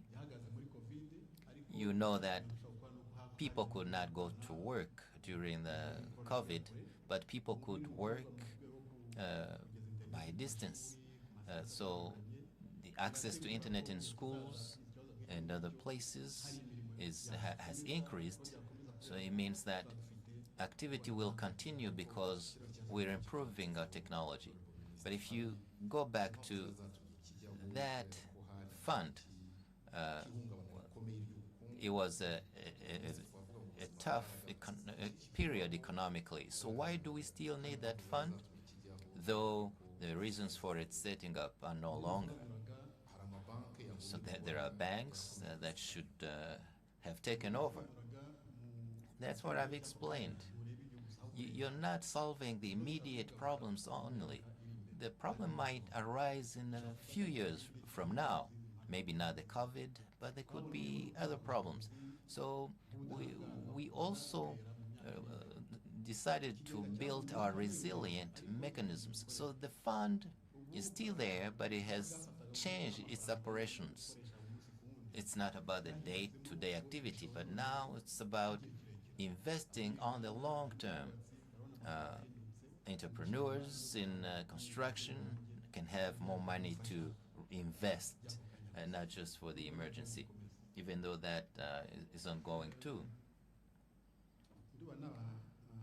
So I want to stop here for now. Thank you very much. Now over to the Secretary of State in the same ministry. Sometimes the government wanted to disengage from investment and let private investors take the lead. But the investment has increased by the government. So why did the government decide to get involved in investment? Thank you. I don't think the government investment has decreased. We don't have any, there's no plan like that. But look, the government institutions have a mission. So what is the mission? When you understand that, you understand that the investment needs to continue. We need to invest even more. So our mission is to serve the citizen, make sure that every citizen is developed. So that's the purpose. So it was necessary for government to invest in three ways. First, what we call infrastructure. The President of the Republic has said that.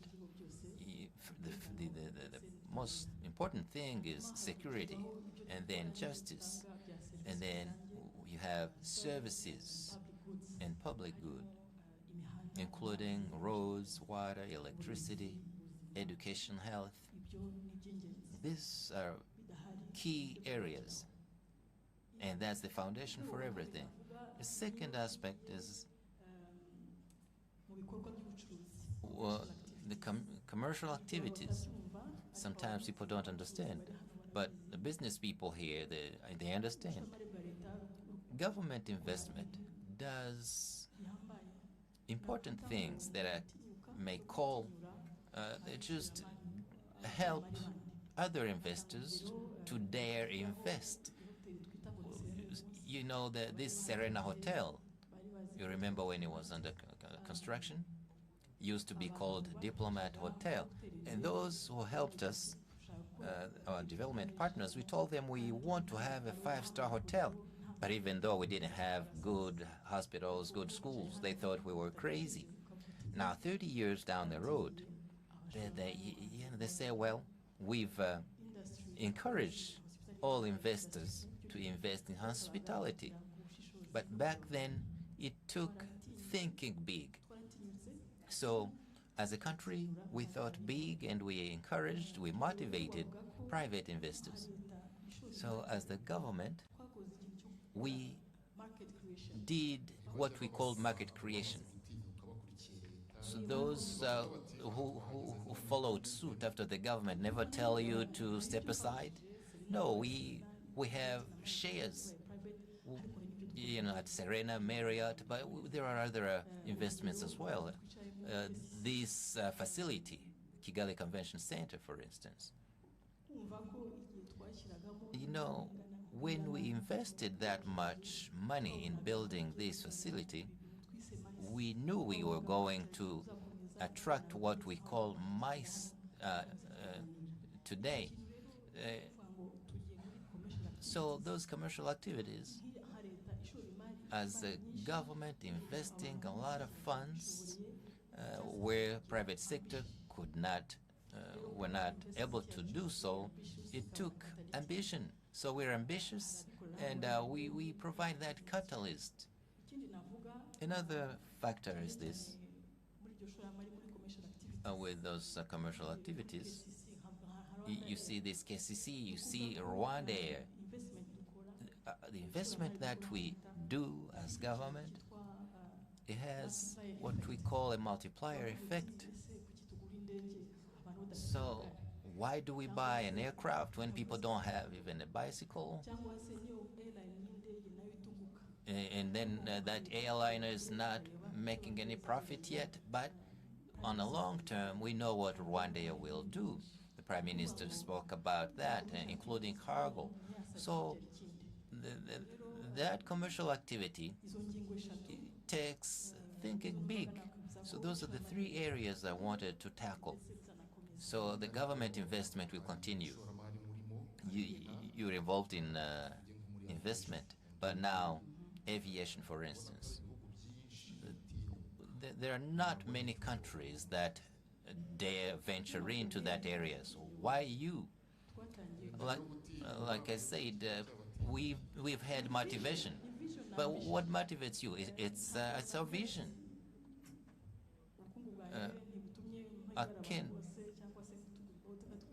Our economy cannot allow everybody to have a car here, but we think about what can allow Rwanda to develop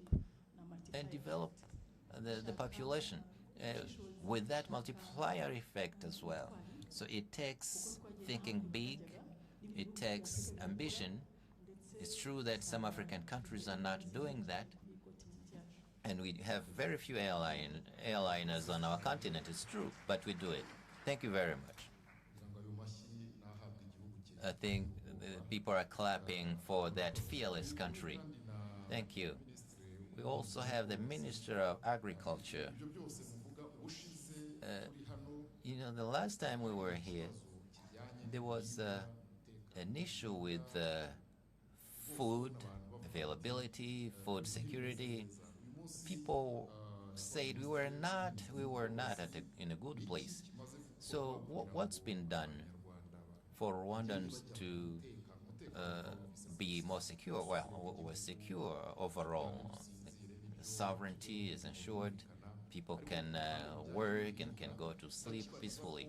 Now, food security. I'm saying this because there are some economic refugees as well.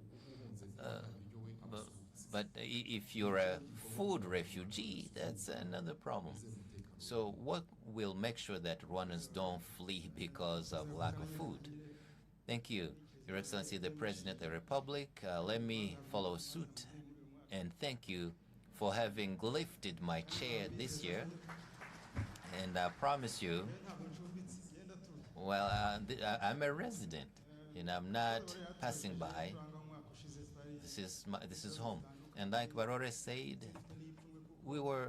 there were many problems. The last time we were here, the food prices were at a 20% increase. It was the first time in the country. So there was the Ukraine war. Now there's another one. You know, the problems that followed because of all that. There was heavy rains that destroyed property and killed people in the west and the south. All that worsened the situation. But what I want to say here is that Rwanda is lucky. God is on our side, and Rwandans are a resilient people. And now we have good news. We have a good harvest today. We have a good harvest all over the country, all districts. We have food, beans, corn, Irish potatoes. And the New Year and around Christmas, people could eat French fries. The prices have decreased almost twice. And we have a good quantity of corn. So food security in this term is there. So we thank farmers and cattle keepers who helped us in this area. Because when we give an orientation and they follow, it allows us to be this secure. So you ate breakfast, we have food in our country.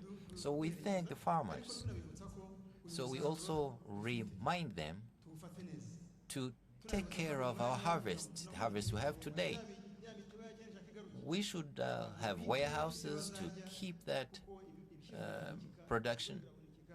So we need to keep them in warehouses, those beans, the corn, so we get ready for rainy days. Your Excellency, the President of the Republic, right now more than 78% are food secure. This is not, this is a big deal, because we used to have 28%, now we have 80%. So shortly we will reach 100%. Rwandans drink milk at a good percentage. The first Umushyikirano Council, it was 20 liters, but today a Rwandan drinks 78 liters a year. So we thank the President of the Republic who introduced Girinka program. And I want to tell you this. We are among the very first, the people who drink milk the most in Africa. The first country is Kenya. In Uganda, 37 liters per person per year. In Uganda, 37. West Africa, we don't know if they even drink milk. So these are statistics from a World Food Program, a World Agriculture Program. So when you see people increase life expectancy, that's one of the reasons. So, Honorable Minister, somebody said, I will close my borders and they will starve, so there's no problem. You know, if you want to have a problem, you will, but if you refuse to have a problem, it's been explained, you won't have any problem. But what we want to say is this: we achieved this because of the government of Rwanda's policy that wants Rwandans to have the basics: seeds, fertilizers, subsidies, irrigation. So that's why we can do this and have a good harvest. And there are other things, 3 things. Land use. So we decided we were going to farm every inch on our land. So if you don't use that land, others use it. So it allowed us to increase arable land by about 20,000 hectares. So if you want to innovate, you need to collaborate with the farmers. That's what we need. Another factor is collaboration. Remember the Nyamata meeting. The Ministry of Agriculture, the local government, together we met all veterinary agronomists, mayors, vice mayors, and we took a decision on how to farm. So we went back and implemented what we had discussed, and we will have Nyamata 2 next month. I thank you. Thank you, Honorable Minister.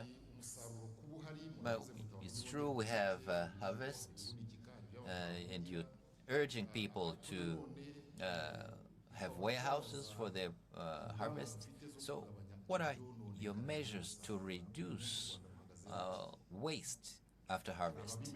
So there are people who waste their production. There's waste in general, sometimes not be, that does not depend on people. So we teach people how to take care of the product, the production. This is something we do on a daily basis. So we're always discussing with the farmers, and it's part of the program. So what percentage is wasted really, exactly? It's about 5 to 30%. Tomatoes, vegetables, they damage very easily. So sometimes it's between 5 and 15 for beans. So within 5 years, we'll have a required infrastructure to avoid that loss. Thank you. We have the Minister of Health. Now we've heard the state of the nation, where we stand economically. But sometimes we, the population, we say that there are diseases caused by development, so to speak. So in the health sector, how ready are you to give Rwandans appropriate services in the face of new diseases? Thank you, Your Excellency the President. As we talk about investment, agriculture, but the first investment is health, personal health, the health of the nation, and that's where you develop. And the last Umushyikirano Council, we spoke about the prevention of diseases, and we spoke about other diseases like malaria. The Prime Minister mentioned this. And then there are chronic diseases as well. And you were saying that maybe they are related to development, but these are preventable diseases too. So it would be much better if nobody fell sick, but it's impossible. You can reduce the diseases, but if you get sick, then you should have access to medical treatment. Good doctors, good hospitals with the right equipment, and then you go back home quickly. So we're not there yet, and we have a lot to do. But allow me to mention what's been done, especially over the last year, even more recently. Nyabikenya Hospital was completed recently. Your Excellency the President, you had promised this to Muhanga people. It's been completed and now it's operational. We have, it's the first time we have a maternity ward in that hospital in Muhanga with 200 beds. It's operational. It was built thanks to the support by Imbuto Foundation, and we thank the First Lady for that, for her participation and support to the health sector. So we wanted to see how to give more access to the people in provinces without having to go to Kigali. We have more than 10 hospitals at the university teaching level, so they can have the good infrastructure, doctors and equipment, modern equipment. And that started last year. In the south, I mentioned Kabgayi Hospital. In the north, we have Butaro Hospital. We have Musanze Hospital in Ruhengeri and Byumba Hospital. In the eastern province, we have Kibungo, Rwamagana, and Nyamata. And in Kigali City, we have Kibagabaga Hospital. So this will help to provide medical services and teaching. In addition to that, we have a hospital that can be at international standards. Here in Kigali, last year in the health city in Masaka, and it was mentioned by the Prime Minister. We have ERCAD Africa. It provides training to doctors from around Africa in surgery. We're using robots as well, so people can recover quickly. And this is operational, and it allows Africans and others from other parts of the world to come here to get medical treatment in Rwanda. This is the only place you have that in Africa. You have BioNTech as well. In addition to producing vaccines here in Africa, it also promotes research, especially on cancer. So Rwandans and other Africans, those in medical schools and researchers can benefit from it. I will end with Rwandans who seek medical treatment abroad. We have 3 categories.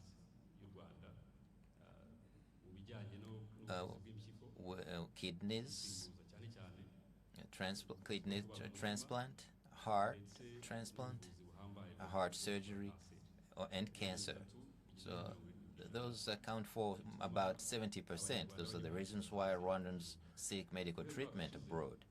Since last year, there was a change. There was a change. Those who used to go outside for kidney transplant, now it was done in Rwanda. Nobody went outside for kidney transplant. All of the 14 people who needed that had it here in Rwanda. And this week, there are another 4 getting kidney transplant at King Faisal Hospital. So we're not just giving medical treatment, we're also teaching. We partner with our friends from the United States. They're providing teaching, training, so more Rwandans can do that, perform kidney transplant, and heart surgery as well. We have more than 175 Rwandans who can do that surgery. They've been doing this here in Rwanda at King Faisal Hospital. And we thank, Your Excellency, our partners who help us in this area as we increase capacity. And one of those are here, Professor Snight, and we thank him for his contribution. And those services that we used to go for outside are being done here. So another reason why people used to go outside is cancer. So it's because PEP scan, and in a few months we will have that here in Rwanda. We've started the process, and those who will give it to us, they just need to finalize a few things, and that was what was a major cause for Rwandans to go seek medical treatment outside. We know there's still a lot to do. People still need more services, and we will continue improving the services from the cell level all the way to Kigali for everybody to have good service. Thank you. Well, if you're clapping for the health sector, please clap even more, because that 69 years life expectancy will keep increasing. But it's important to tell the people what's been done, but they also need to be received and diagnosed by a good doctor, experts. So how far are you with giving experts to remote areas in Bweyeye, Nyabushingitwa, and other places? So how do you appoint medical experts to even those remote areas? And also, how are you taking good care of those doctors, their salaries? I know it's not easy. How do you deal with all that? You're right. You may have a good hospital, very well equipped, but training is the most important thing, so they know what they're doing. The medical doctors we have, the nurses we have, we don't have the number we need for everybody to have access to a medical doctor immediately. It would have been much better to have 4 doctors per 1,000 people. Now we have 1 per 1,000, and that's where we have a lot to do. So if you want to multiply this by 4 to have to reach that target, it's hard, but we need to get there. There was a study. If we keep doing things the way we do it, it would take 187 years before we get 4 per 1,000. That's why we have a special program we call 4x4, which means find a way to increase the number by 4, and within 4 years. Now it's been 7 months since we started that, and today there is hope that we will get there, that we will achieve that. I'll give you an example.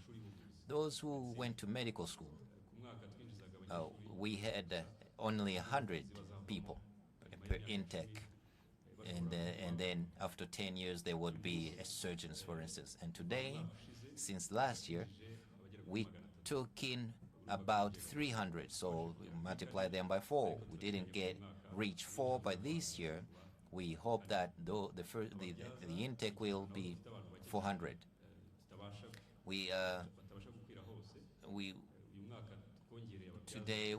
This year we'll have more people who will provide maternal health services, and very shortly they will be graduating, and then every mother will have access to a doctor.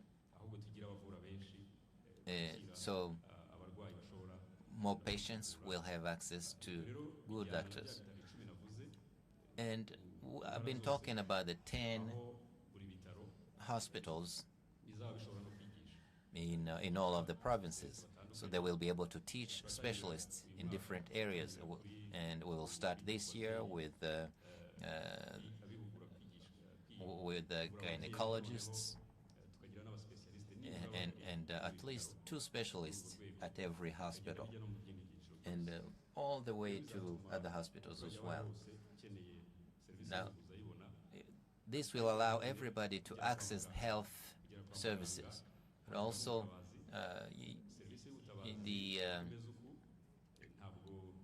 today we're not where we want to be yet. There are many things to be done, and we've started. And here in Kigali, there's been a slight change with ambulances, so they reach the person who needs them. So we would love for the ambulance to reach a patient in between 10 to 15 minutes. That's our goal, and it's possible in some areas because of the technology we have in that ambulance. But we also have 210 ambulances in the country, while we need 500. So the good news that I want to announce is that about 200 ambulances will be coming in a few months. And the first ones have reached the country in partnership with the Imbuto Foundation. We thank you, First Lady, once again. The first ones will be distributed this Thursday to the first hospitals where they need it the most. And by the end of this year, there will be no shortage of ambulance. It will be history. And then we will start then we need to ensure that they're well used, because we have that technology. You call an ambulance, you know where it's located. This will allow the citizen to have the service they deserve, and the medical experts will be available in more hospitals. So you sometimes don't you send them and they drag their feet as they go because they say it's very remote.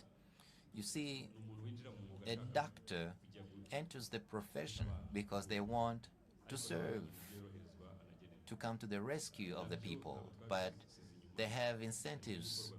There are many things we're doing to ensure that a doctor who accepts to go and work in a remote area, that they get what they really deserve, the required, the basics, and the incentive to go and serve in that area. So that's part of the program we have. We've been working on it together with different institutions. So those who accept to go in a remote area will have more fringe benefits, more than what the others get. We've started doing that, and it's part of a larger program. Some have been implemented. The first part has been implemented, and we hope to improve more of that to allow medical doctors to work better. And we keep encouraging them to keep contributing, serving, even as more things are being put in place. Thank you. We have Christian, and you are an entrepreneur. I see that you're younger than I am. There are so many events that take place in Rwanda, and we see Rwandans attending events, we see foreigners come to the country, and as the Prime Minister was showing us the journey of the last 7 years, we have seen how the tourism sector has grown. Can you tell us how it came for you to start a company called Rwanda Events? How did you start the journey? How have you made the best out of the opportunities that you've been given? Thank you very much. My name is Christian. I'll try to answer the question using the journey that I've had in MICE. In the MICE sector, this is business based on events and meetings, conferences that the country receives. I started in 2019. I was still a student. It was a new business in the country. We would just do protocol, ushers, and other small events. Today, Rwanda Events is at a very good level. We started when we were just 3 staff members, and today we are 60 staff members, and we work every day. And sometimes when we have bigger events, the number increases. We organize events. We do audiovisual production of events. We do destination management. We assist the people who come to events here in the country, assisting them in knowing how, where, and when they will stay here in the country, and other activities around that. When we started the business in 2019, for us, it was more like a job, really, to make money, to manage your life as a student. But in 2014, if I go back, I recall that that's when the government's strategy of boosting the MICE sector, we could now, by the time we started our business, we knew that there was already initiatives and programs in place to assist us as we were heading towards building our business in MICE. We were trained. we were educated and exposed. And in 2014, if you remember, Rwanda hosted some of the greatest global events, such as the World Economic Forum, which took place here in Kigali. Such meetings exposed us to the people who organized those events. When they would come, we would learn from them. We would see how they work, how they operate, and how to think at a global level. So that was like a door for us, because when the government would invite events here, we would learn from them. So in 2016, I'll say between 2016 and 2019, that's when the opportunities were elevated, because the Kigali Convention Center was officially inaugurated, and this was one of the government investments. Kigali Marriott Hotel was inaugurated. So when we saw these infrastructures opened, we shared with them our services. We told them this is what we do, but what standards do you want? What standards are you bringing? And how can we learn and also serve? So some of the big meetings that the country has hosted, such as the African Union Summit that took place in 2016, Transform Africa, Youth Connect, and other big meetings that have taken place here, we were working so much more in the summits, in English, as they call it, summits. But in 2019, we had another opportunity. We saw the inauguration of the BK Arena, which is used in sports and entertainment. So that also exposed us to many other more opportunities, working beyond just meetings and conferences, but in other sectors. So for us, this became a great opportunity, and this created more opportunities for us. I cannot say that we are the only ones benefiting from this, but there are many players in that ecosystem. Many players benefited from this. Hotels, there are hotels that benefited from this, and other players had other benefits. So, Christian, you're saying that when you say that there are opportunities come, when there is a meeting where the ministers and the president have meetings, and the announcements are given on the yellow paper, as we call it, what do you read? And I read from the bottom up, because I read looking for the meetings that are coming. I read looking at the other opportunities. I don't read first the names of the people who are nominated for positions of leadership, but we look for the opportunities. Christian, there are people following us on radio, people following us on TV, and different social media platforms in tangible ways, tangible platforms. There are people following us on different platforms. How can you explain to them how people make money out of the MICE sector? So the MICE sector comes with different services. There are services in transport, there are services and products, such as the audio-visual products, services all linked to this whole event. Like I said, we do destination management. When people say they're coming to Rwanda, they do not know the country, so we help them come up with the whole itinerary, the whole schedule, and we always tell them about Rwanda as the preferred carrier. We talk about the hotels and accommodations, what they will eat.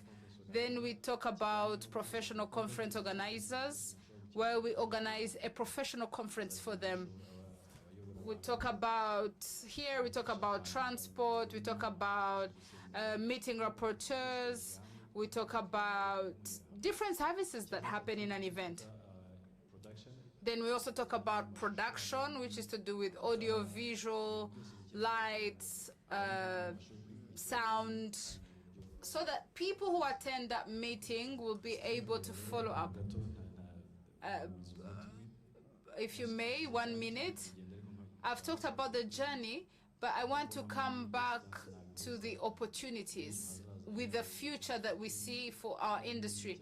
There are two things that I want to talk about. From 2014 to 2020, 21, many meetings were coming through diplomacy or international organizations. But today, things have changed. We have the agreements that the government has with the people who organize those meetings. Those meetings, we have like the Mobile World Congress that happens every year. We have Basketball Africa League, which happens here every year.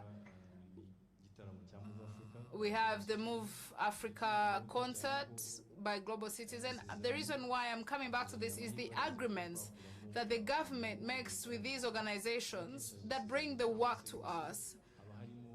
And in these agreements, there is always a clause that says that there is transfer of skills and knowledge sharing.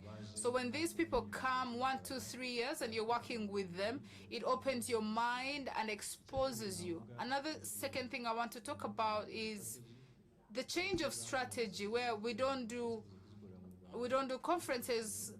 We don't do conferences for the people who want to come to Rwanda, but we also go and pitch and go and compete with other events organizers, and we bring those meetings here. So today, as we speak, what has happened for us is that we work with Rwanda Convention Bureau.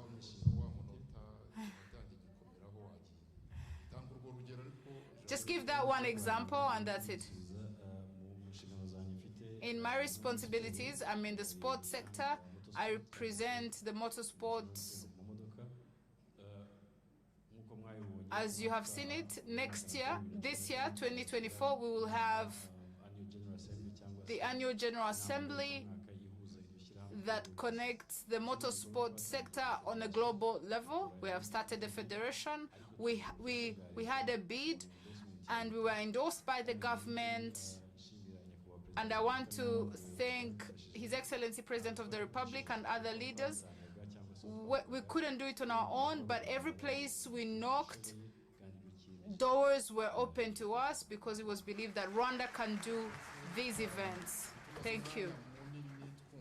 We have spent some time listening to men. I want us to listen to the lady, Florence. Florence, you are in the coffee agriculture business. In the years past, it was noted that it was a male-dominated business. How did you enter that business as a woman, and how did that change your life? Thank you, Your Excellency, President of the Republic. My name is Nyomahoro Florence, and I'm from Gicumbi, Muko. Before I joined the cooperative, I was just a farmer, and I was cultivating land for the others. We were making 200 francs every day. So today, I would say that I'm the president of the cooperative Mayugi Coffee. We work in Gicumbi and in the sector of Muko. It is a cooperative of coffee farmers. We work on coffee beans from the field all the way to where the coffee is exported. We started in 2010 and we were 108 members, and today we are 312 members. Mayugi Coffee Cooperative got a partner, Sustainable Growers, and they came and trained us on how to professionally do coffee farming. They taught us about finance. They taught us about how all farmers can embrace coffee farming.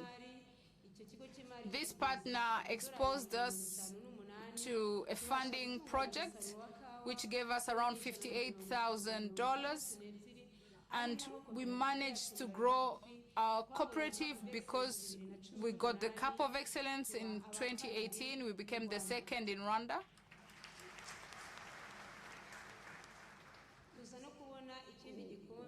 We also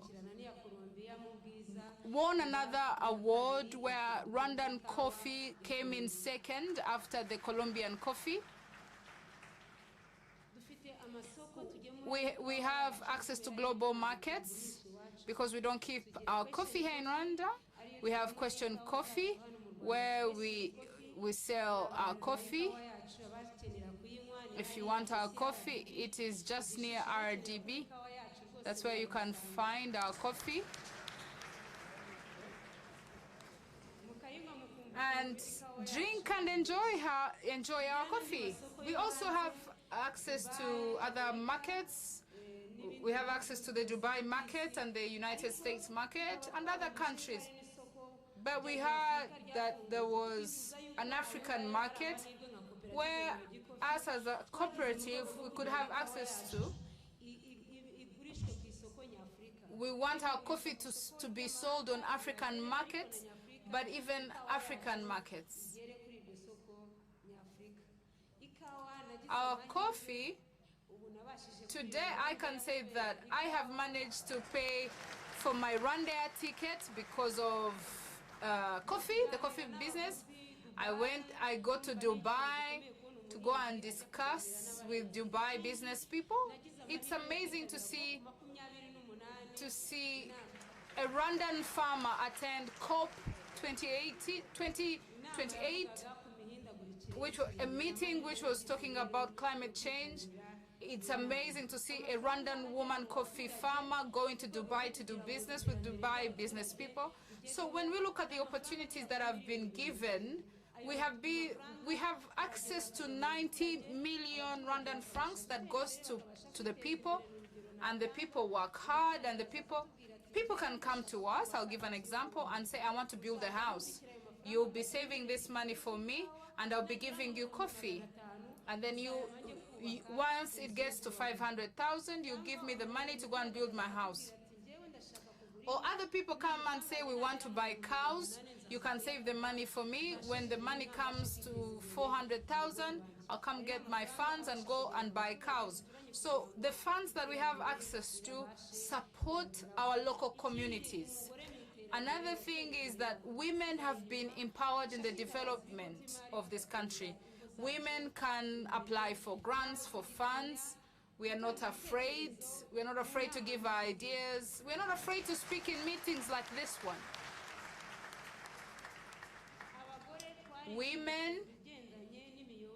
Women have become so empowered. Even in our households, we are empowered. I'll give you an example in my house. I have managed to pay for the university for my child here in Kigali at the university, the Liberty University of Kigali.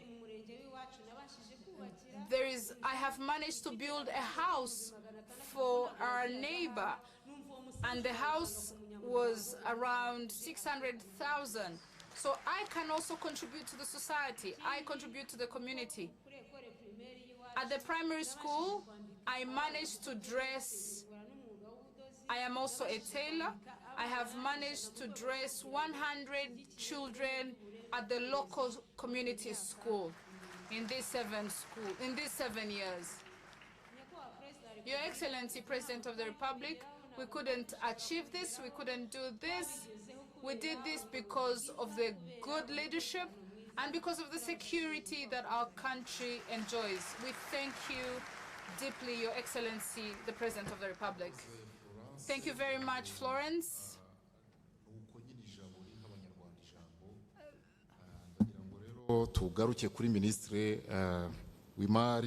That is how Rwandan's pride has given them a voice.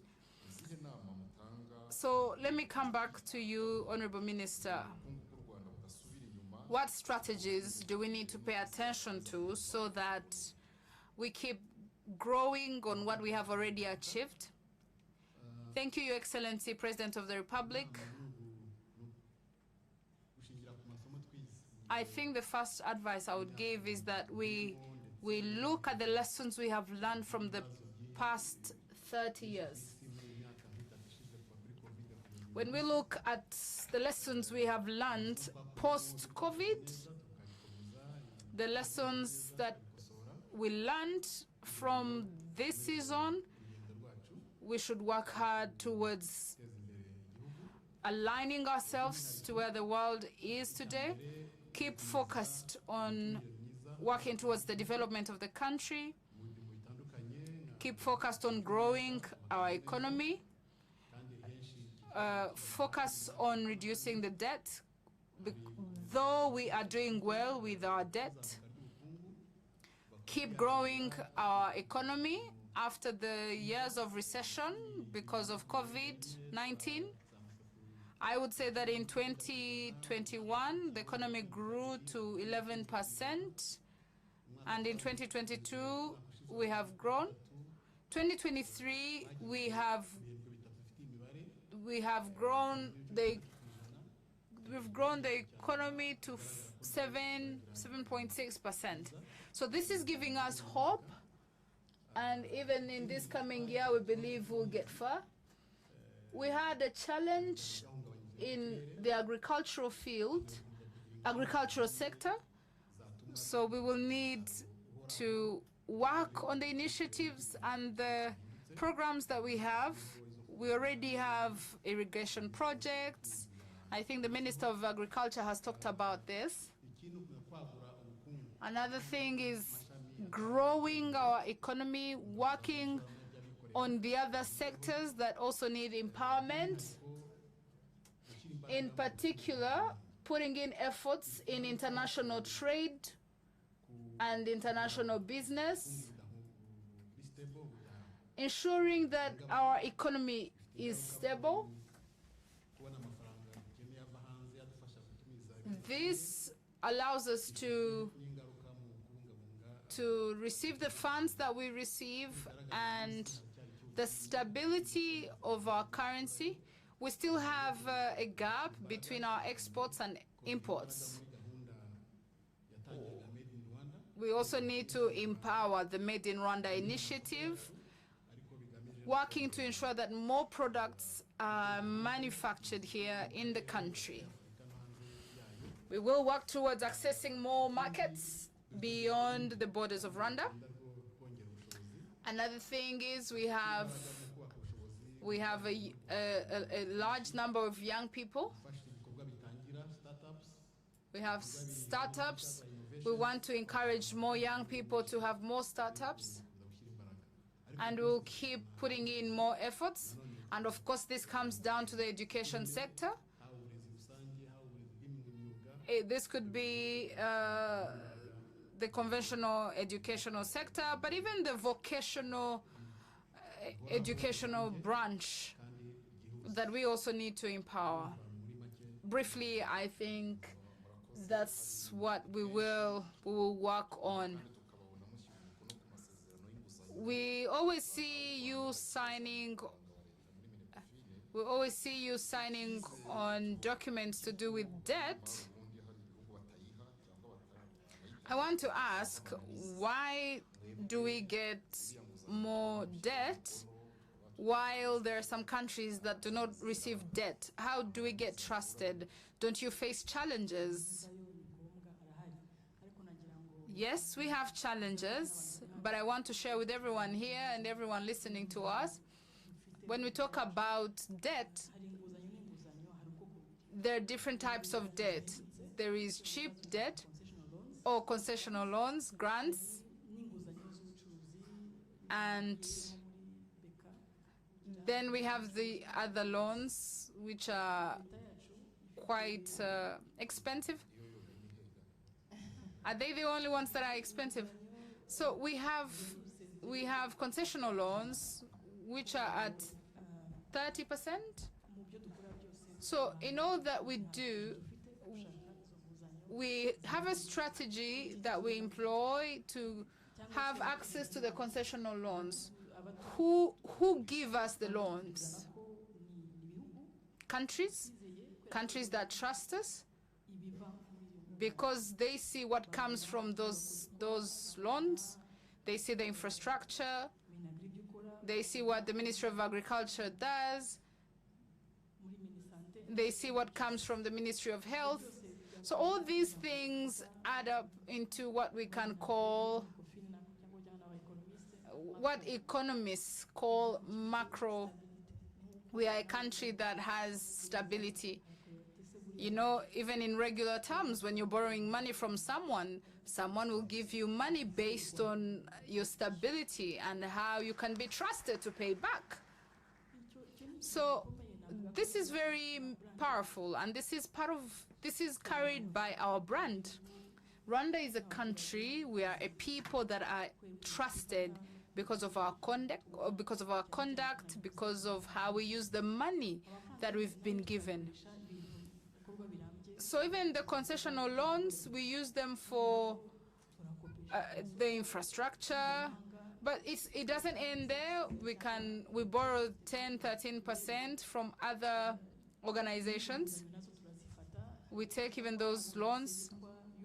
I think you've heard of the Euro bond. We took the Euro bond. It's not as concessional as the others, but it helped us to finish the construction of the KCC, the Kigali Convention Center, and the loans, the debts that we had because of Rwanda. But all in all, there is a consistency in how we use the funds that we receive. Another thing that earns us the trust that we have is security.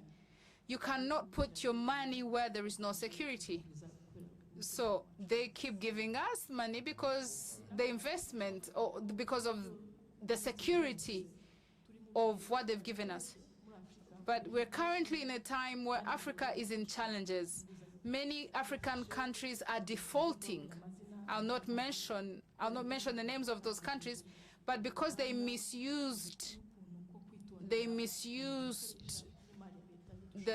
grants and the loans they had received. But we are called to employ a lot of caution on how to use the funds. For countries to be giving Rwanda funds, it is good. You can keep taking the loans. But it would be better if we wouldn't take the loans. How do you intend to reduce the use of loans, or how you borrow loans? Let me correct that. Using loans is not a problem. It's an investment. Even business owners will tell you that at some point you'll need a loan. But the problem is when you can't come up with the resources to solve, to pay off those loans. It comes back to taxes. We facilitate people to pay taxes, and then also the government will come up with strategies based on the money we have from Rwandans. It's a very complex project. There are people who are still debating on that project. How do you collect taxes, the tax reforms?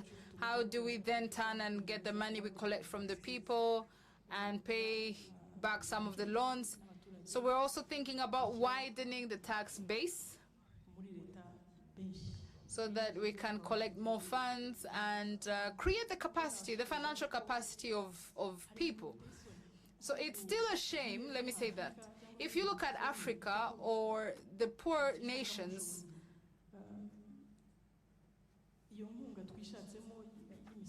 when we look at the domestic resource mobilization, it sounds like it's a big jargon, but it's something that is very key. Those small loans would not be available anymore. So we need to plan ahead so we'll self-reliant by then. Thank you very much. Now, about agriculture and food security.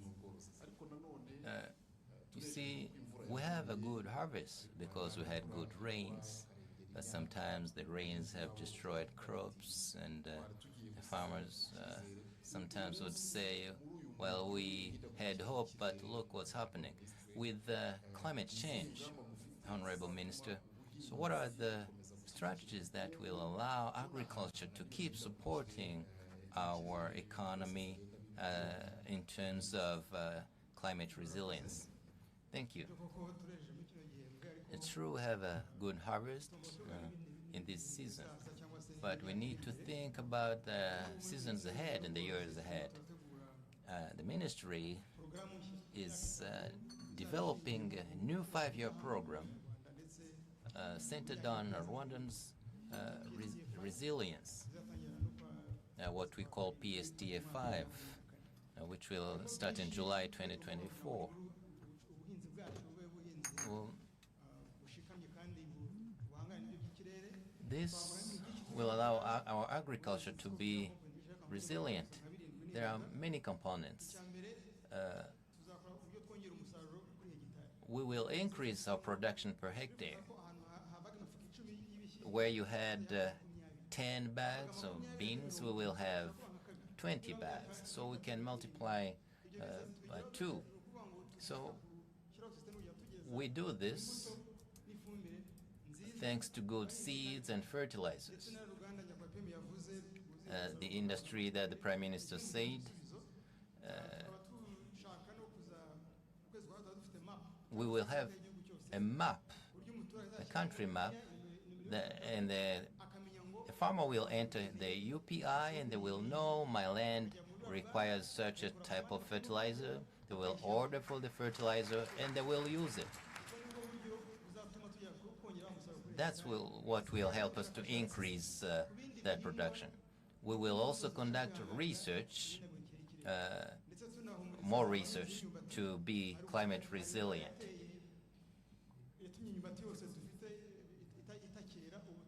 There's a disease that we're trying to combat with cassava, and we will solve that within a year. And we want to have professional agriculture, and that will create jobs, and we will allow people to have more money. We have a big project, Gabiro project, with 5,600 hectares, with more than 100 billion francs investment. So there are many investors who can farm on up to 100 hectares. So there's a big company from Kenya, Israel, Bulgaria, with farming more than 1,000 hectares, a company coming from Zimbabwe, 2 from Rwanda, and 2 owned by Americans and Rwandans. So we want to farm on a large scale. It's possible. It's a first model that we will implement around the country. The Prime Minister mentioned a powdered milk plant. This will create jobs, and people will have a larger market. This will allow people to be in professional farming.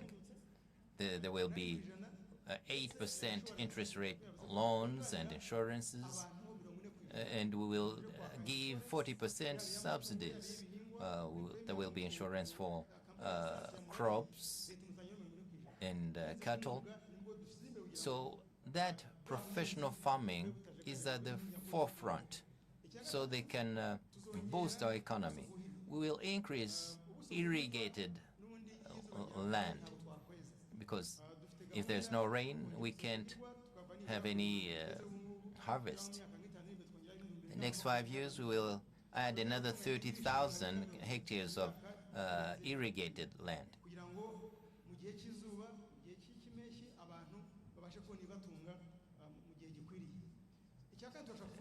We also want to improve animal husbandry. First, we want to encourage people to raise their animals at home. We don't want to have animals roaming around.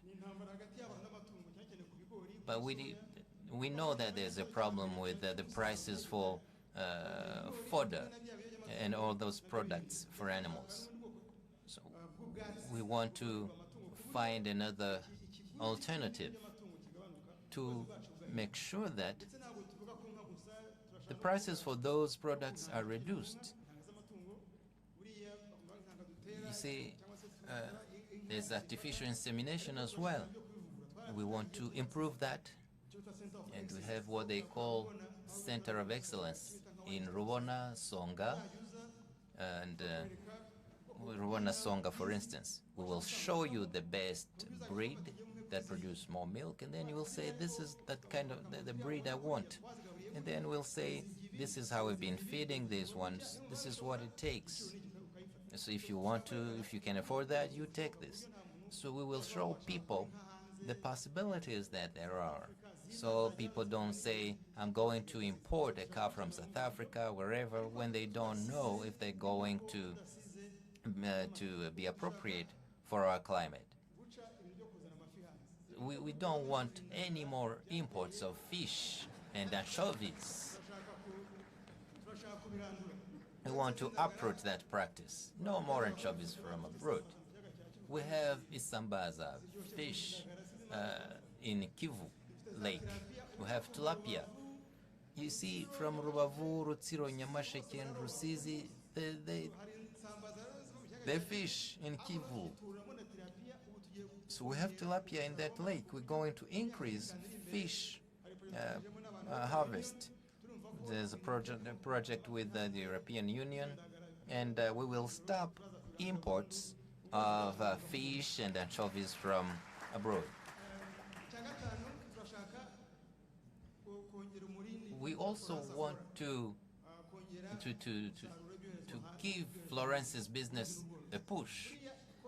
Agricultural production, especially coffee and tea. These are export crops.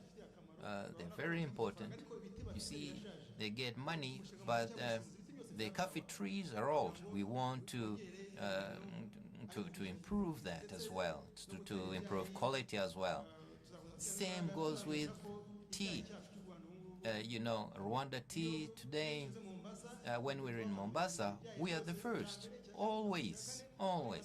So the first, second, third, and fourth Rwanda tea. So we want to give our farmers better seeds, more fertilizers. So we also have an opportunity for 4 more things we want to introduce. You're going to mention those 4? You had said 7, but now you're at 5, but there are other people who want to speak. I'm talking about opportunities for exports. Avocado, pili-pili, green beans, and passion fruit. So the opportunities keep increasing, and we want to take advantage of that. Now 6, we want to improve the standards. See, we need to invest more in infrastructure to make sure that we can also give enough food to Rwandan hotels. You know, Rwandan hotels buy meat and other produce at 80%. So we want to increase the standards to reach 100%. We don't want to import food from abroad because we farm too. And lastly, we cannot achieve that without partnership with the youth and private sector. So I urge you to invest in agriculture. You know, I want to tell you that there is money in agriculture. People think money is in construction only. No, there's money in agriculture.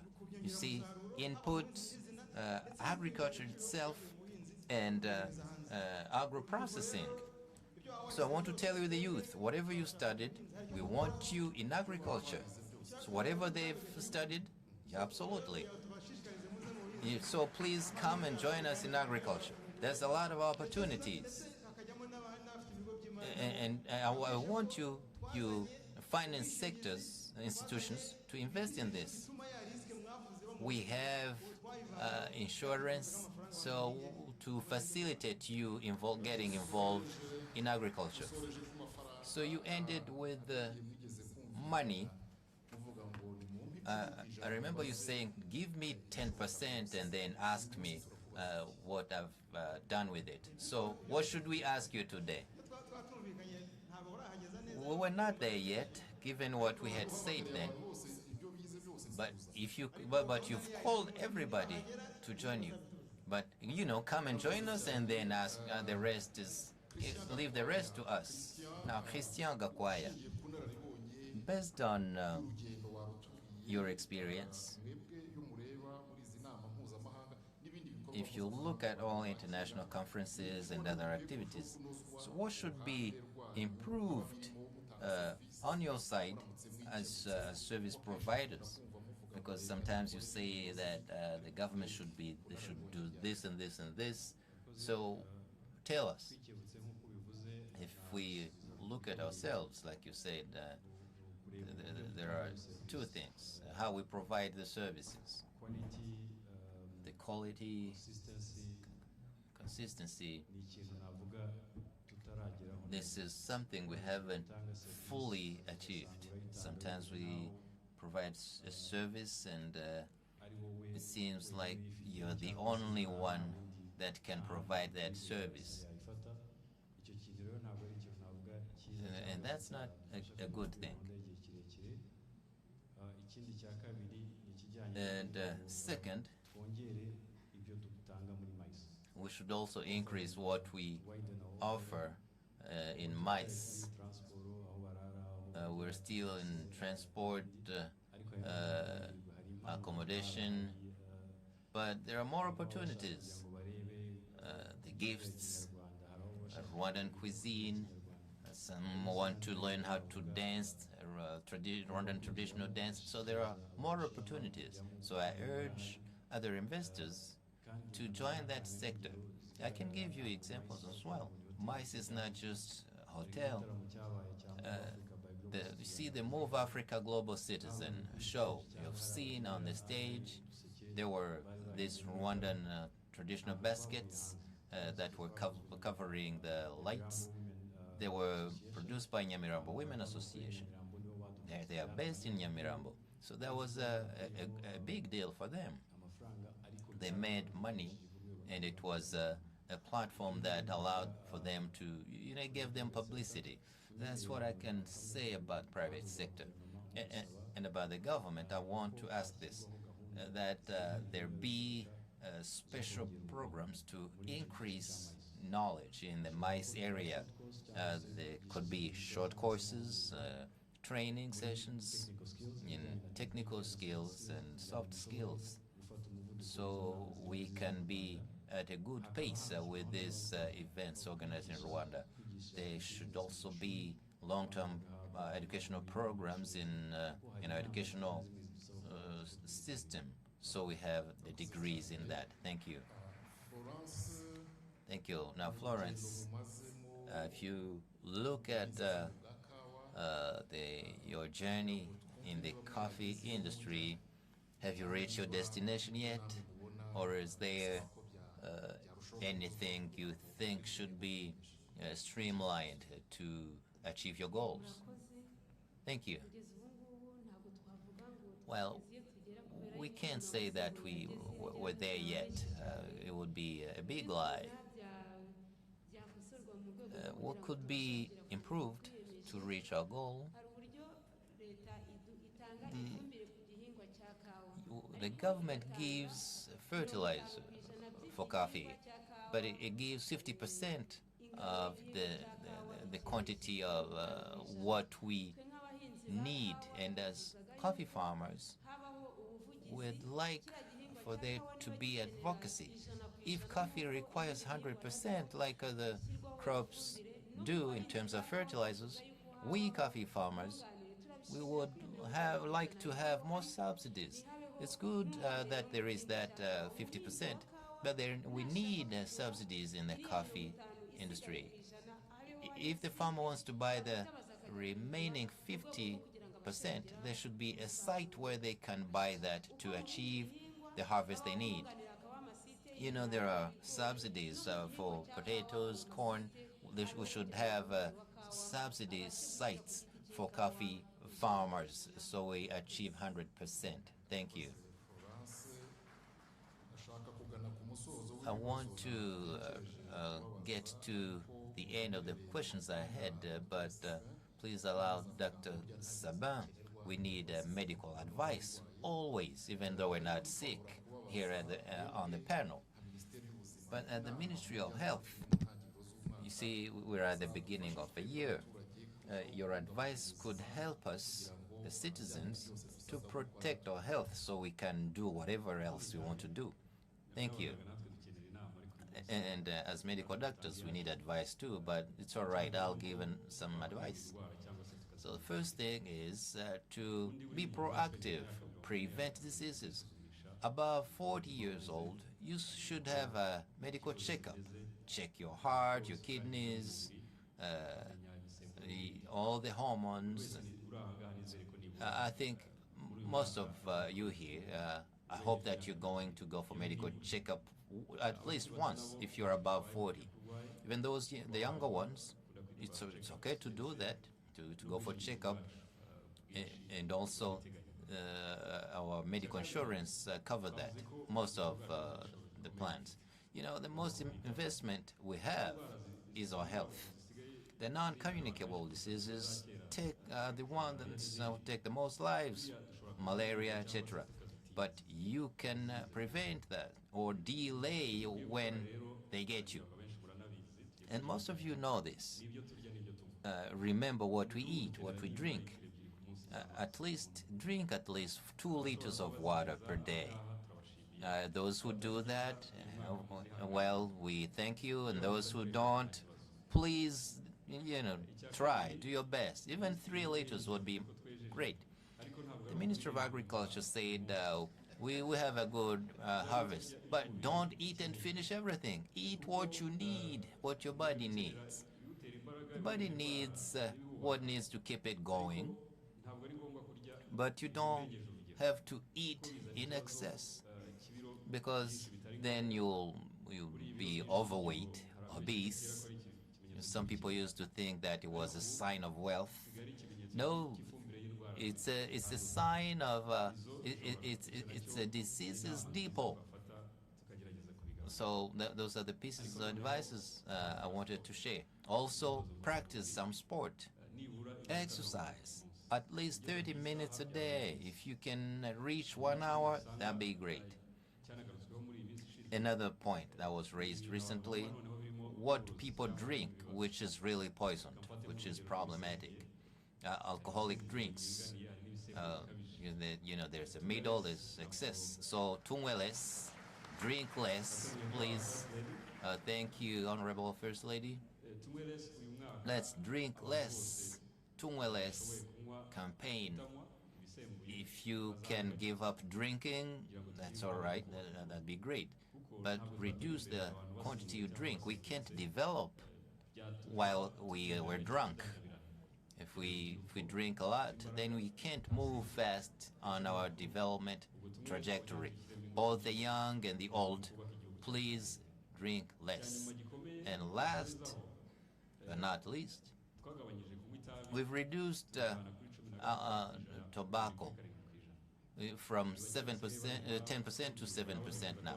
So there are very few who still smoke, especially among the youth. There's another type of smoking too. It's what research has proven. I'm not making this up.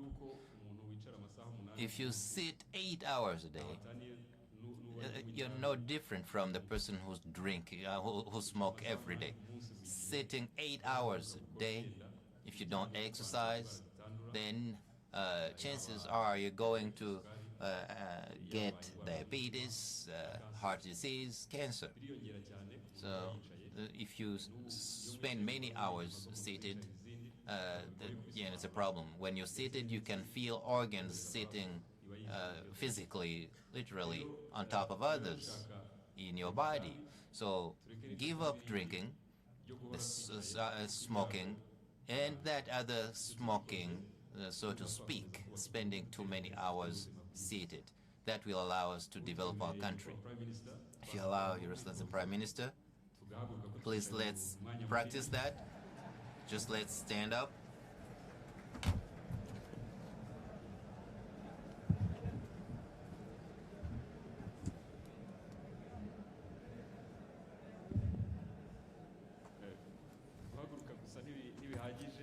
It's not enough. You can stand up and try to touch your toes. Just bend and touch your toes.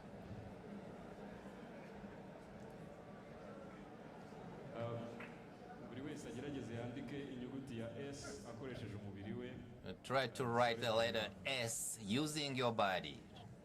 Just move your body in a motion that writes the letter S. Thank you very much. Thank you. We thank the Minister of Health. Thank you, Honorable Minister. This is an exercise that we've done, and we get it. Spending too many hours seated is just like smoking. Your Excellency, the Prime Minister, if before I give it back to the MC for the Q&A, many things were mentioned in this room, but I've seen the Rwanda Development Board CEO, the MICE campaign was mentioned, especially by Gakwaya. Right now, we'd like to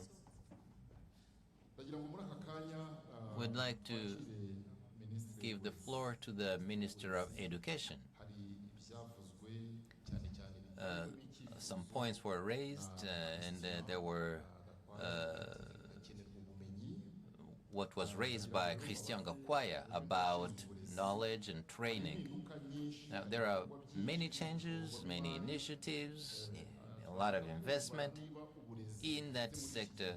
Now, tell us, if you look at the type of education system we have here, is it in that direction?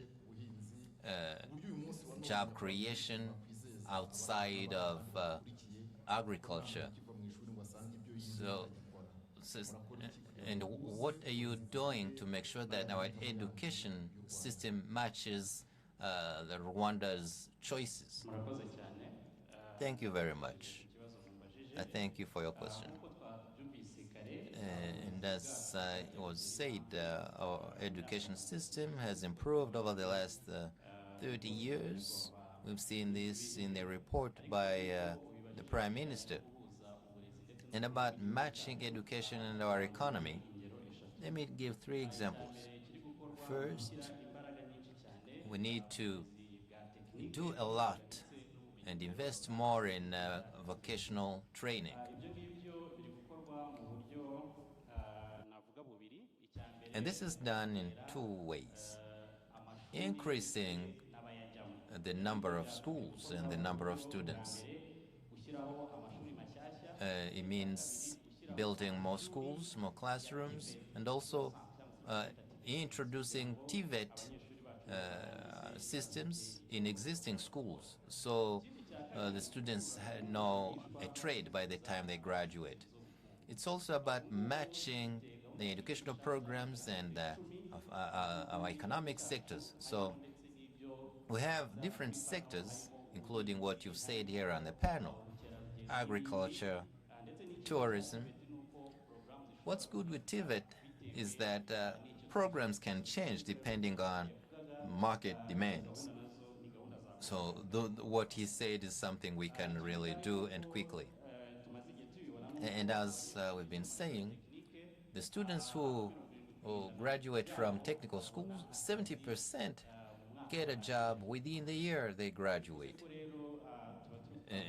And we're urging students and parents to understand that vocational training is very important. We need to support that.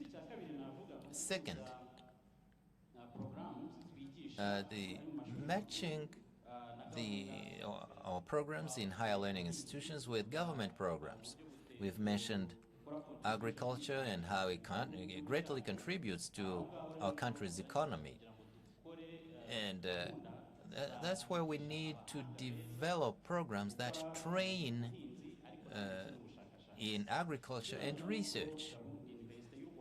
The University of Rwanda is going to have a new college for veterinary studies in Nyagatare district. It will be a modern college training veterinarians and doing research in veterinary medicine. Another thing is giving scholarships to students who study what the country really needs: artificial intelligence, new technologies, new energy technologies, in the medical field, that the 4x4 that the minister has mentioned, to multiply by 4 the medical personnel in the next 4 years, and the scholarships for those here and those who study abroad. And it includes increasing adding medical studies and other programs that we need at Carnegie Mellon University and other universities. And another thing that we're doing is introducing technology in education, so the students can access good content and have access to more knowledge. We have big projects, and by the end of this year, our schools that meet their basic requirements, including electricity, will have access to the internet. And this will allow students to have access to good content and good programs. And is also what we were doing to add modern content, robotics and coding. This allows the student to study better and have a good reasoning skills. So by the time they graduate, after 6 years, most of what existed when they started is no longer useful. So there will be a time when you will asking yourself, so what do I teach them? So what will be needed by the time they graduate? So we need to invest more in teaching our students so they can be adaptable by the time they graduate, and what they learned in school has become obsolete. So that's why robotics and coding is very important as we teach our students. Those are the 3 examples I wanted to share, but there are more is being done in our educational system so we can reach the level that we've targeted. By 2025, our 15-year-old students will start we're doing the PISA international examination programs, so we need to get ready for that and to get them ready. It's an assessment that includes maths, languages, and sciences. So that's important, and we need to invest more in that area so our educational system will become an enabler for our 2050 vision. Thank you. Thank you very much, Honorable Minister.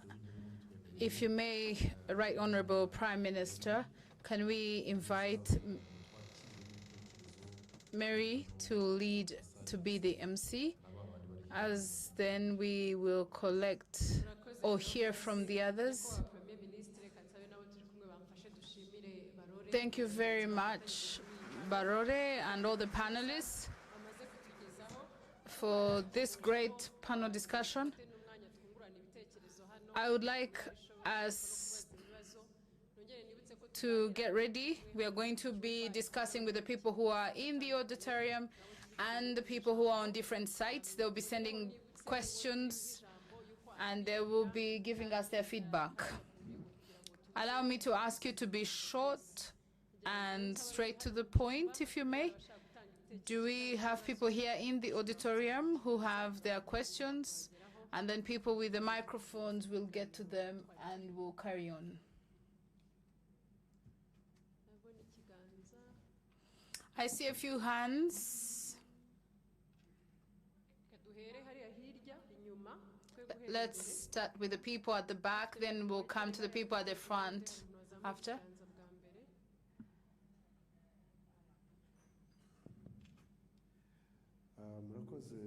Thank you very much, Honorable Prime Minister. My name's Martin Frank.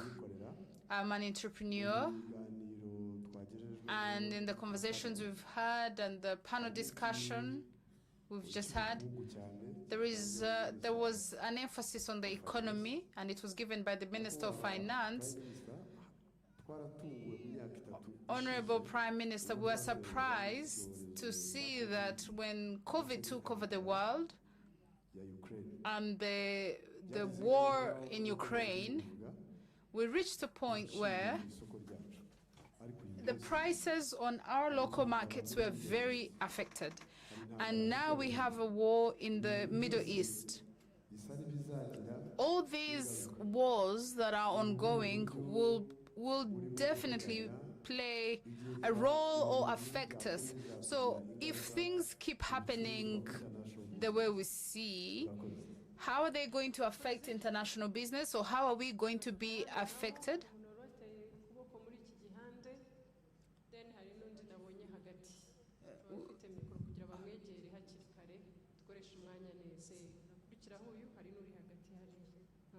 We have a few hands on my right and also at the back. My name is Moses Mugisha Gashirabake. I'm an investor who lives in Canada. The role of the Rwandan diaspora is evident in different levels. There is so much that we see, but when we see the money that the Rwandan diaspora sends to their families, their remittances, we see that they're increasing. But we have Rwandans who want to invest in the country, and I have an idea if we can have platforms, trusted platforms, where instead of people sending remittances, but they can also invest in the country in a way that can be trusted. I would also want to thank His Excellency, the President of the Republic, for having eased for us consular services, the national ID, the passport, where we are. Some of the people he mentioned, people coming to our embassies, people having their IDs and passports, and they come here. And I would like to say that even some of the people he mentioned who live abroad in the diaspora also come to the country. Yes, let me ask the other person who was also given a microphone. Thank you very much, Prime Minister. My name is Habyarimana Stanislas, and I'm a teacher in a vocational school in IPRC Kigali. We want to thank the government or the program of pushing vocational training. I studied in IPRC Tumba. I got a job in IPRC Kigali, and I'm teaching vocational studies. This is a great program, and our children love this program. And we see we have schools in vocational training, but my request is this. We are asking that they increase efforts in having equipment and tools that are used, our equipment and tools, long-term and short-term equipments. If we could increase this, it would be of great help. We want to also thank you for the program of short courses where people who have studied other things can come to a vocational school and be trained for a short time and then use both their skills to develop their lives. So we want to thank you for that.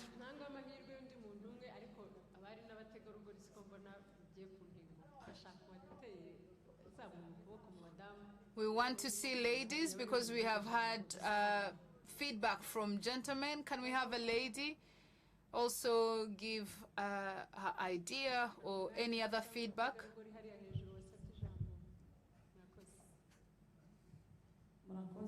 Thank you very much. Right Honorable Prime Minister, I'm called Kamagaju Eugenie. I am from Kamonyi. I want to thank you for the strategy, the great strategy that has been implemented for the farmers. And today we are rejoicing because Rwandans have food to eat. But I have a question. Even though I have really appreciated and acknowledged the efforts done, but we have a problem because of the illnesses that our livestock face. If we can have a fund that caters for the health of our livestock, because we struggle. When you hire a veterinary to come and check your livestock, it's quite costly. So we would like to ask that we have a similar fund to Nkunganire Fund, but for our livestock.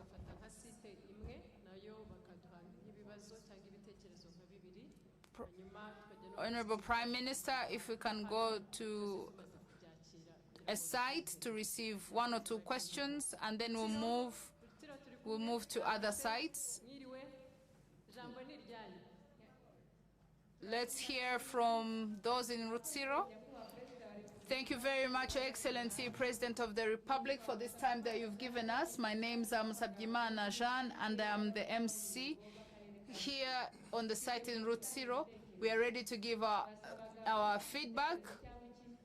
We want to ask those who have questions, and then you raise your hands, you give your names, then your question or feedback.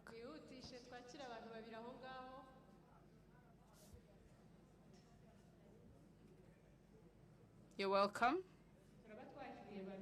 We'll just receive 2.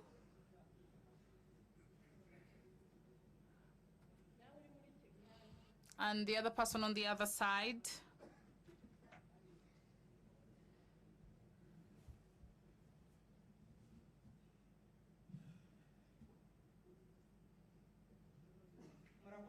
Thank you very much.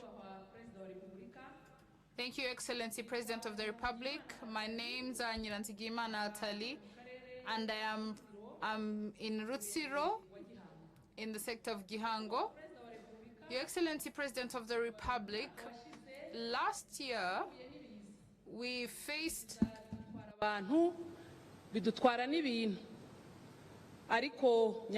we had the challenge of floods, and the floods destroyed our infrastructure, killed our people, but we thank you for coming to visit. You could have sent someone, but you personally came to visit us. You did a great work of building houses for the people who had lost their houses to the floods. You gave us food, you built houses for us, and for that we thank you. Your Excellency, President of the Republic, I have a question.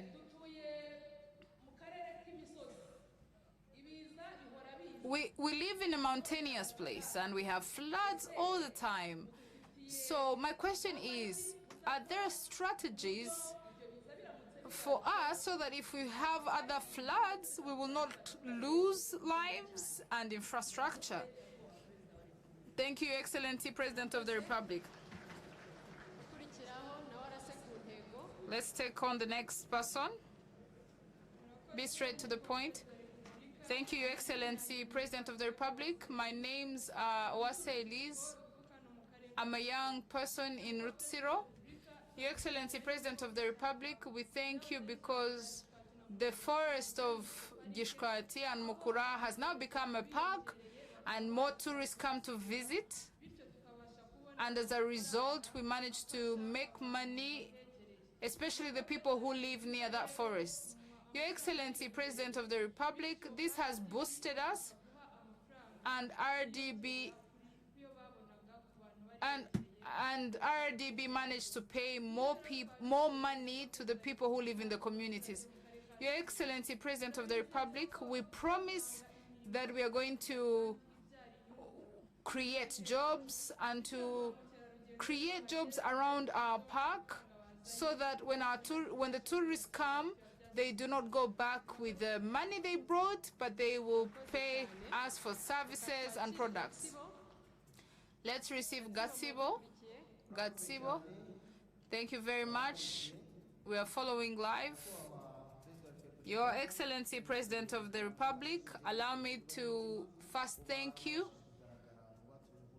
Thank you for the invitation for me to be here.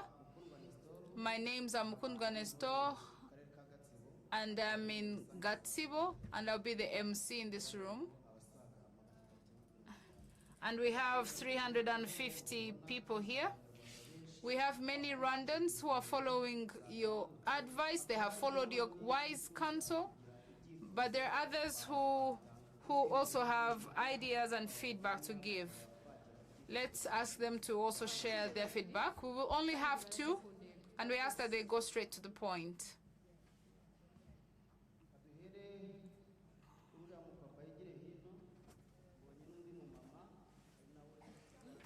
Let's start with the gentleman, and then the lady will just receive 2. Then we'll receive others. Thank you.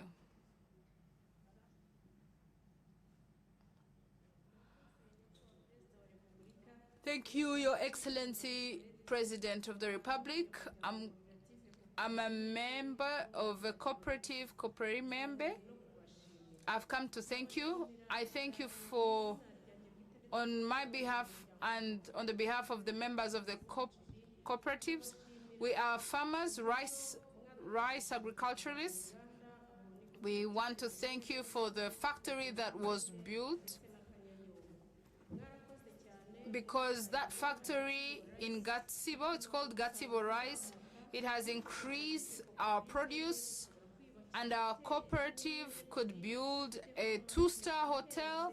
We have a pharmacy, and we give medical support and other forms of support to the elderly in our community. But we have a request. We have other places where we can cultivate rice, which have around 1,000 hectares. If they could also be worked on, we can keep cultivating our rice and keep building more hotels. As a woman in Gatsibo, I want to thank you for the government strategy of empowering women. And me, as a woman here, I managed to board on a plane and leave Africa and go to Asia to talk about Rwanda and to do business. And for that, we are very appreciative. Thank you very much.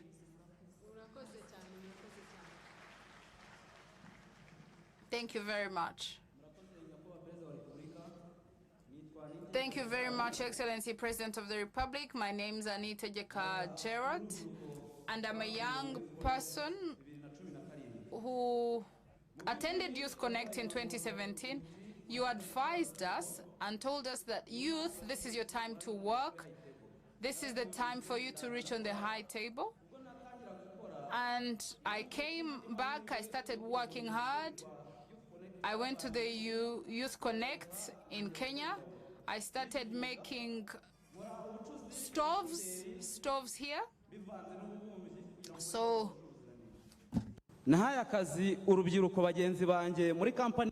through my company, my company is a pottery company.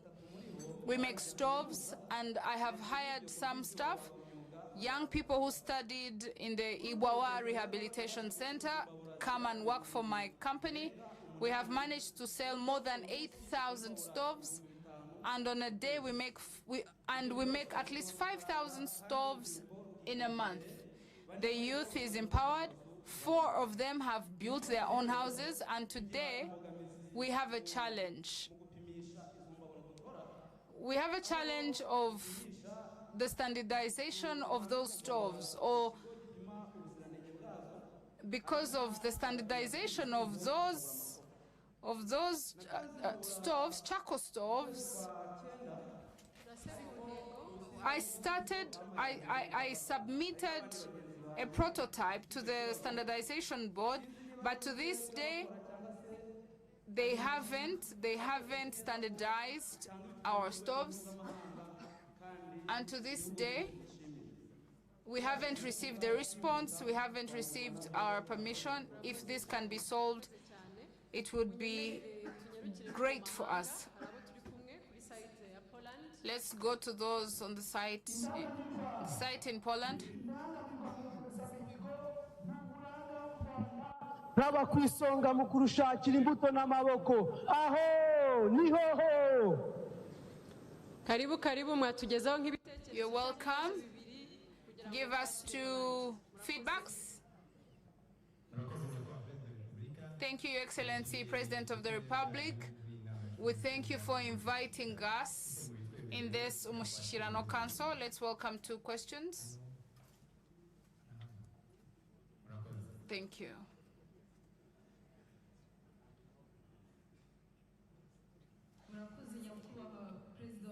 Thank you, Your Excellency, President of the Republic. My name's Anisime Denise, and I'm a student in Merkel University here in Poland. I'm one of the students who was in Ukraine, and we fled because of the war. Your Excellency, President of the Republic, I want to thank you very much. On my behalf and the behalf of my colleagues, we came from Ukraine, and we studied today in medicine. We went through so many challenges.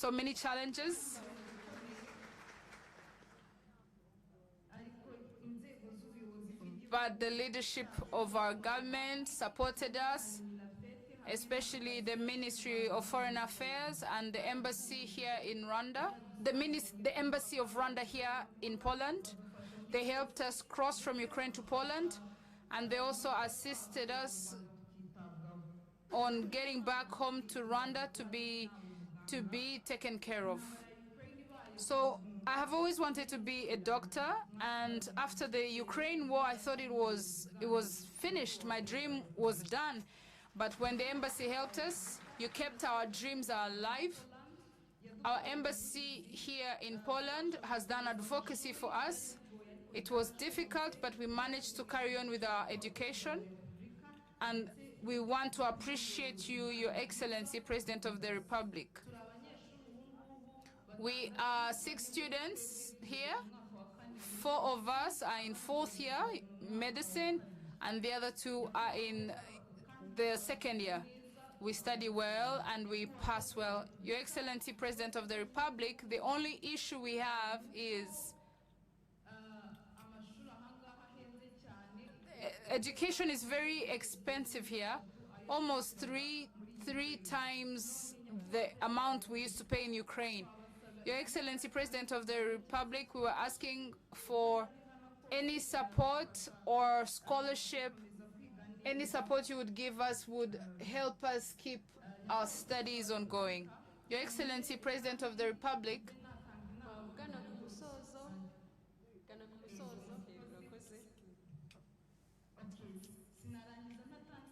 I want to give an advice for those who are in Ukraine, whom we fled together. Some have gone to other countries in Europe. I would encourage them to try their best and keep studying. As I conclude, I would like to say this. We want to thank you, Your Excellency, President of the Republic. And as I say this, I am ready to serve as a good doctor once I graduate and serve our nation. Can we receive a shorter feedback? Thank you. Thank you, Your Excellency, President of the Republic, for the time you've given me. I'm called Habimana Omtoni Pascaline, and I work in the recruitment in banking. We saw that Rwanda Day came back. We would like to request that we have a big career fair where students meet employers, and after the career fair, if there can be a platform or database where people who are in the diaspora who want to return to Rwanda to work, that they can easily get the information that they need. And this database can connect, even if it's not a job available, but if anything comes up in the future, those people in the diaspora can get opportunities here back home. This will help us increase the number of the diaspora who return home, and this will solve the problem that the Minister of Health said, that there is a challenge of the number of doctors available to serve, and it will help solve the problem. Thank you very much. Your Excellency, President of the Republic, we have to receive Nyanza and Burera. Yes, sir. Nyanza, wait a little bit.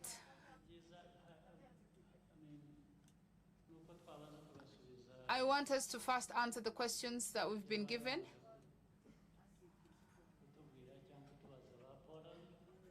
For Poland, and I think the Minister of Health can respond to that. But let me respond to this. For the students, there's no problem. There shouldn't be a problem. The government will cover those costs.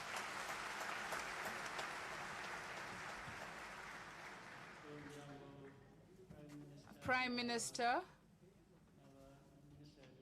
and the Minister of Education and the Minister of Health, please ensure that these students will get facilitated and that no one should drop out because of the financing, unless if they fail because of their performance, but they have promised us that they are performing well, so let's do that to cover them.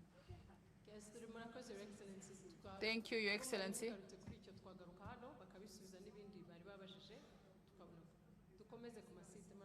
Let's carry on the sites. Thank you very much, Your Excellency.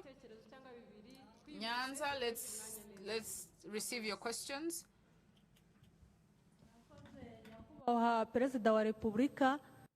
Thank you, Your Excellency. My name is Mukamana. I come from Kibirizi sector, Nyanza district. I'm Deputy Director of Corn Farmers Association, Your Excellency. The farmers thank you for your support as you give them subsidies. I want to tell you that we're developed and there's no hunger in our region. Your Excellency, we thank you for Rwabichuma area, irrigated land. Our farmers were able to produce and they had a good harvest and they export even to foreign countries, and they thank you for that. Now we ask you to please help us develop Mwogo marshland, which is between 4 districts, because they can, when they farm, the crops are destroyed by flooding during the rainy season. So please help them develop that area. You know, Mayaga region is very fertile, but you know, when during the dry season, it's a problem. Please find us some area where we can farm during the dry season. Thank you. Please go straight to the point. Thank you, Your Excellency. My name is Byiringiro Dieudonné, Director of Abahuje Umurimo Cooperative. Your Excellency, the last few years, it was not easy to reach Nyanza town. During the rainy season, it was muddy and it was dusty during the dry season. Your Excellency, all streets in Nyanza town are tarmacked. So much so that there's even there's public lighting. We can even exercise at night. Your Excellency, we also thank you for the road between our district and Bugesera district. the road was made, and it created a lot of jobs. Your Excellency, we still have problems in the rural sectors where some roads are not in good shape, and which does not facilitate for the farmers to reach the markets with their harvest. Your Excellency, we want you to stay as our leader so we can keep developing our country. Thank you, Your Excellency, the President of the Republic. Thank you, Nyanza people. Burera, go ahead.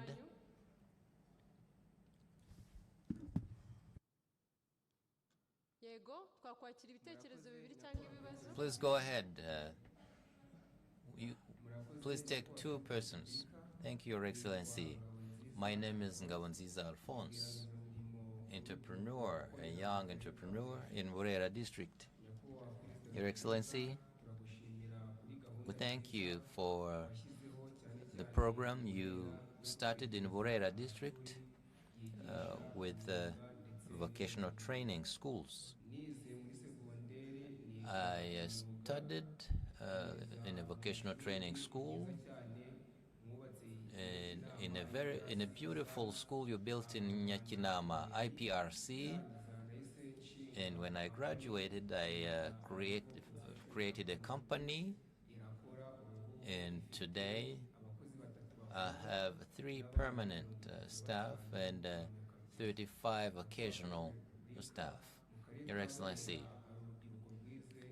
Burera district youth have studied carpentry and welding, but they don't have a marketplace or a workplace where they can work, because we don't have any center like that, what is commonly known as agakiriro.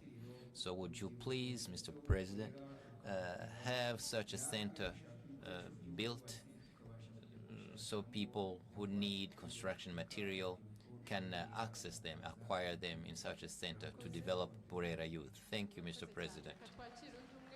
Thank you. One more. Thank you, Your Excellency, the President of the Republic. My name is Jean de Dieu. I'm from Burera district. Your Excellency, I used to be a dealer in kanyanga drinks, which was an illegal drink, which is something I obtained from a neighboring country. But I gave up doing that. I was arrested and I was sentenced to 3.5 years in jail. And on October 2nd, 2019. And another thing I want to tell you, Mr. President, when I was released from prison, after you had pardoned me, I got home and my family was in bad shape. My children had dropped out of school, and the local leaders came to me and they told me, you should stop dealing in those illegal drinks. So it's possible to earn a living wherever in Rwanda. Then I had an opportunity. There was a job creation project, and the local leaders gave me a job. I was working, making terraces, and my children went back to school, and now they're in secondary school because of your good governance, Mr. President. Thank you very much. Please, less than a minute, please. Now we've started a cooperative, and there are 115 members of us, and we buy and sell harvest. And Mr. President, and today I take time to go to the village, the sector, the cells, campaigning against drugs and illegal alcohol, because that will not develop you. And that's why you see me good looking here, very smart. People should know that drugs will not help you in anything. Thank you, Mr. President. Thank you for your questions from different sites. So let's come back to the panel and others in the room, other leaders who can answer the questions. So we'll start with the Minister of Agriculture. Different questions were asked related to wetlands and animals and other agricultural inputs. Thank you, Mr. President. Kamonyi resident appreciated agricultural programs but wanted subsidy for their animals. We do a lot to subsidize that area, the vaccines, the medicines, and when there are diseases, different diseases, we treat those for free. And if there is another serious disease, it's something we can look into. But that should be covered by insurance, and we provide 40% subsidy. So when you're into professional agriculture, people will make a profit, will see the benefits of that, including that coverage. So we give a lot of subsidies, it's true. But if you're insured, where we give 40%, it will be much better. If your animal dies, for instance, they will give you another one. But we cannot keep increasing subsidies, but we will make sure that Rwandans become self-reliant gradually. Gatsibo person about developing wetlands, Rufu and Kabeza. Let me tell you, I got news for you, good news for you. There's a project that will develop that wetland. The studies are underway. Will start next year. And the Kabeza, as we get more means, that will be on the list as well. Mogo wetland in Nyanza. It's part of the program. The studies are underway. The increase of irrigated land is part of our goals. Otherwise, you will do more so we can collaborate. So they raised many points about seeded projects. Well, feeder roads, this is common. Maybe the Ministry of Infrastructure will elaborate on that. But the roads in tea plantations and in Gishwati, I know something is being done. Maybe Ministry in charge of Infrastructure will elaborate. But I know the government is aware of this. Thank you. Before we give the floor to the Minister of Infrastructure, let's answer the question about the Middle East conflict. What about the conflicts, the consequences from that conflict? Maybe the Minister of State in planning?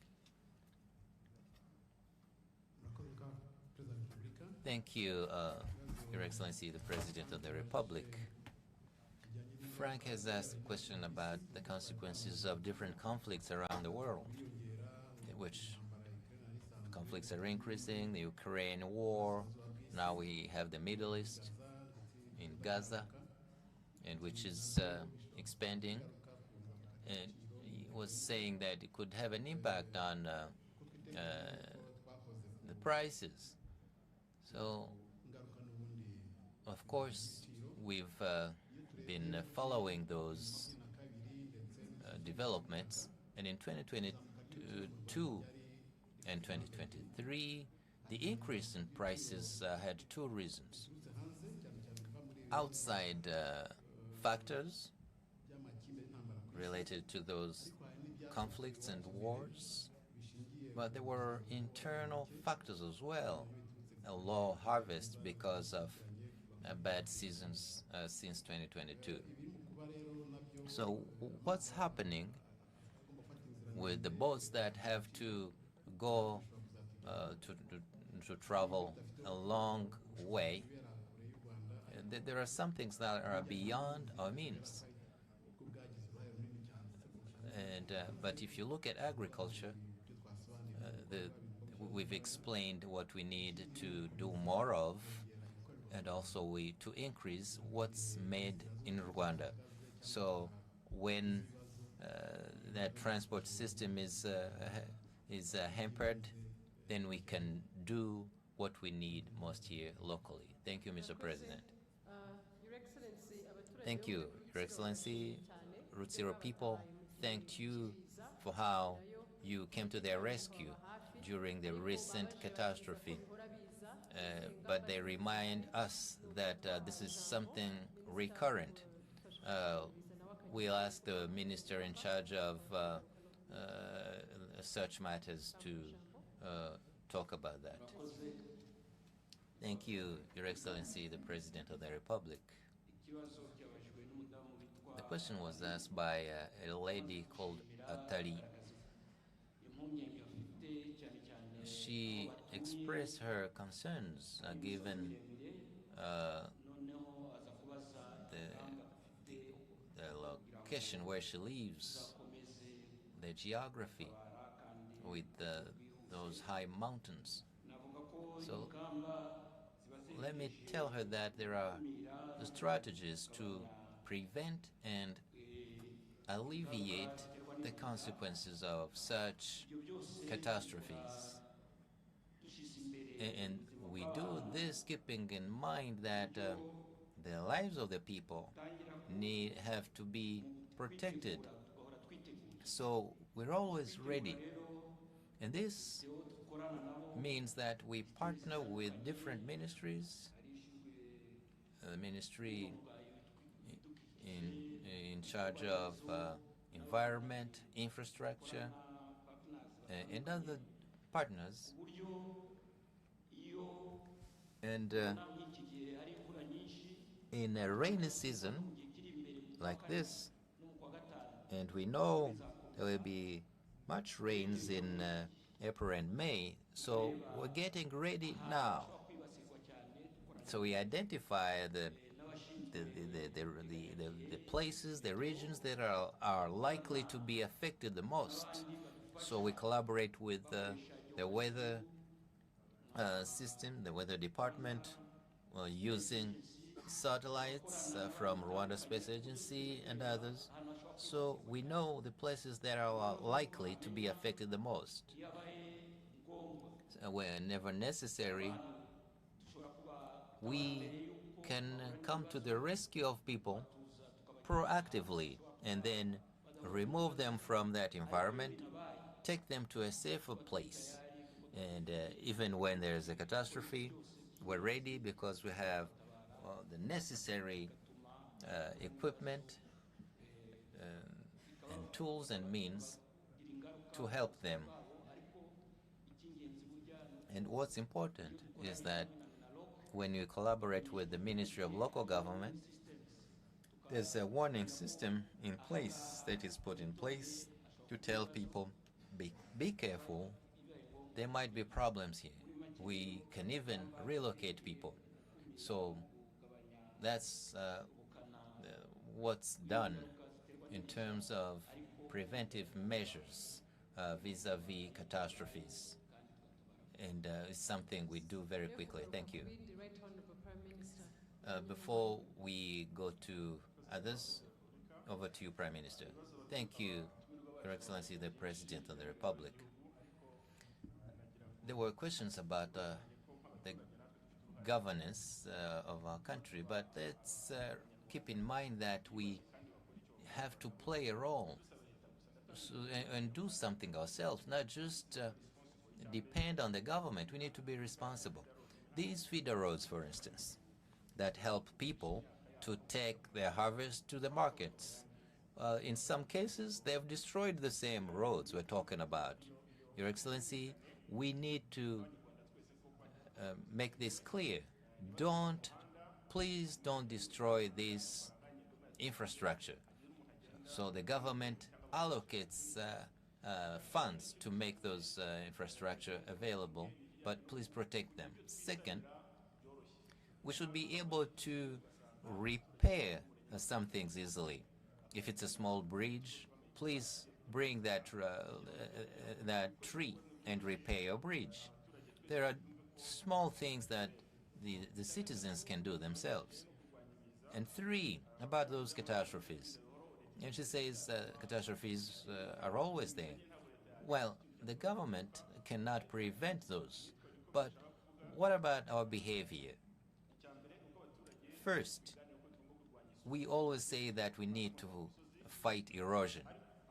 We need to contain that rainwater from the hills. But what if those people burn forests? So that should stop. Every citizen should fight erosion on their land. They should plant the trees in that regard, many trees, as many as possible. So please plant something on your land. Fight erosion on your land. And that will do something. So whenever we've been in the West, people have planted some type of trees as they fight erosion, and in such cases, they were not affected very badly. But we can't really prevent catastrophes, but there are practices, behaviors we need to adopt. And Your Excellency, I want to talk about the increase of our harvest. If agricultural production has increased, well, the minister said I got good news that we have good harvest. We were able to increase arable land because we asked Rwandans to allow people to farm where they were not farming. So we want to reiterate this call. If you have a piece of land and you think you're not going to use it for 1 or 2 years, it doesn't hurt to give it to a neighbor who can farm that land. The land remains yours, but we will increase production. But just something that will not go beyond one season, 6 months. You know, corn, after 3 months, they will harvest, and then it remains your land. So we thank Rwandans for having cooperated in that regard. We want this to be the same in Season B. Let's farm all the available land, arable land, so no Rwandan starves. Your Excellency, about loans, people you keep raising that question. The Minister of Finance has said this, but I want to explain this. Well, the country contracts loans. These are loans. So what do you use that for? If we did not have a visionary ambition, our taxes, if you look at our budget in 2005, you know, you couldn't have covered that. But, you know, with just taxes, we wouldn't have such a facility. We would be in the same place with just little things. And now the loans we contract are for development activities and infrastructure. I want to tell the Rwandans that you should not be scared. It's a very well thought out plan. You know, we take those loans so they generate production. See this facility? In 10 years, it will have generated way more money that we invested in its construction. So it's normal that government contracts loans. The Minister of Finance has said this, and our loans are very well managed. And I want to tell everyone to take care of their production. We should not waste the production we have. After Season A, we can have a production. We could have what we can have allow us to live until the next season. Thank you.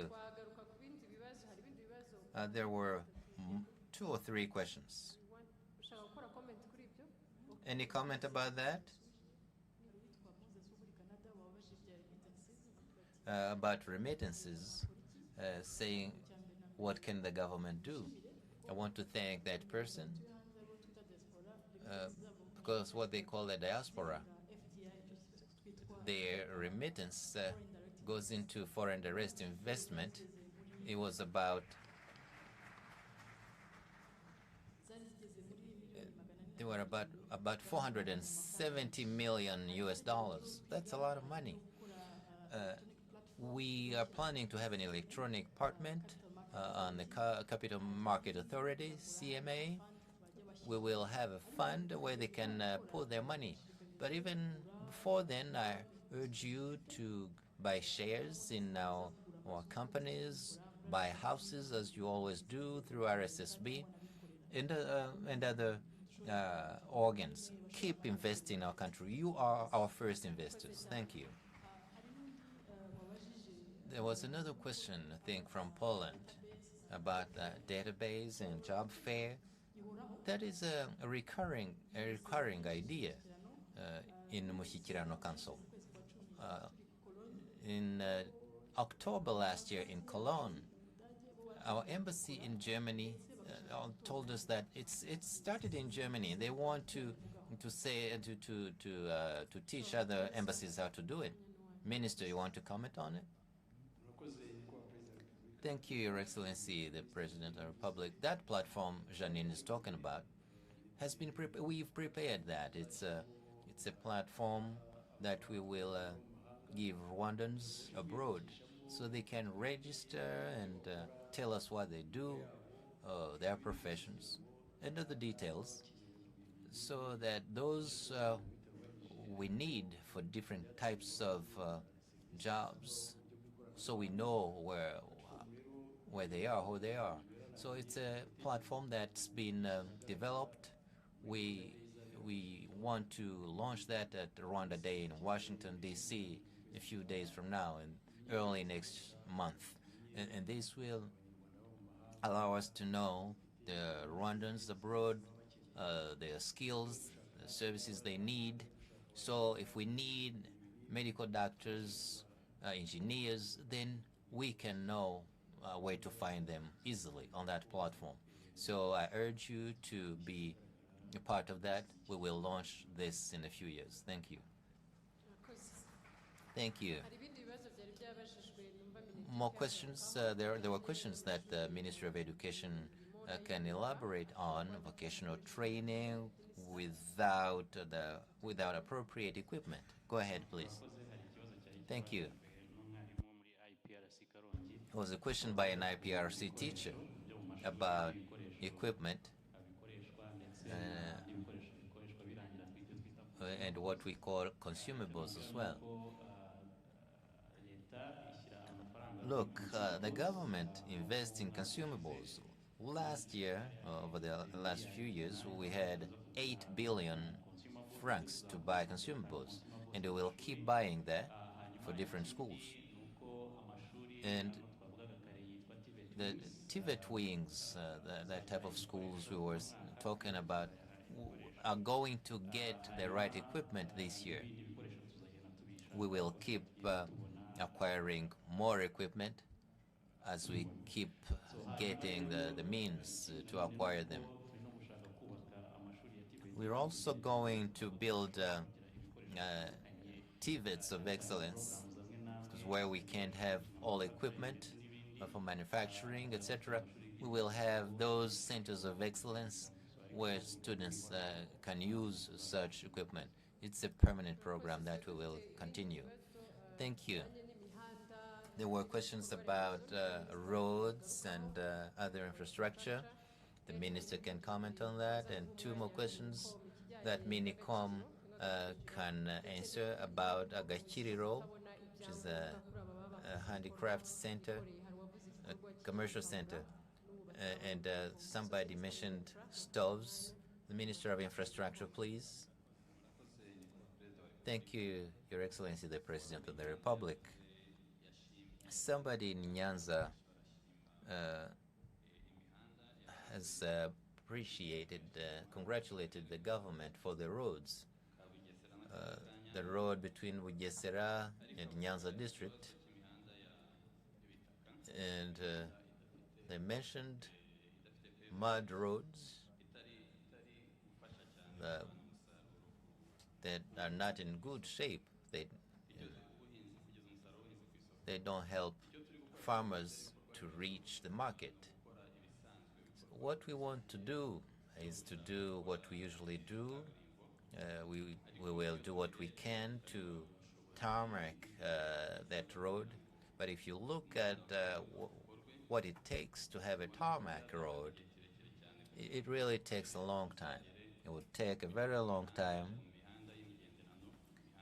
to upgrade those roads to allow farmers to take their harvest to the markets with those, thanks to those inter-district feeder roads. So we are improving what's been doing so far in collaboration with others, like the Prime Minister said, in collaboration with the districts, the citizens, because even though those roads are in bad shape, you know, there's been heavy rains that have destroyed such infrastructure. We're going to have a permanent maintenance system for those roads, hoping that even though those are feeder roads, mud roads, that they are, in good condition. They didn't mention this, but it is even difficult for ambulances, for students who go to school, and we going to do more in addition to what different projects are doing, and we're going to collaborate with districts through Muganda community work, through VUP programs, using locally available stones and trees, and the Ministry of Infrastructure will come in to support what is being done at a district level already. But I insist, we're going to have a permanent maintenance system on such roads. So when there's a problem, we find a solution quickly. Because if you don't repair that road, mud road, immediately, then the situation becomes worse. We will do the same with bridges. And since 2018, we have about 58 bridges that were destroyed by bad rains.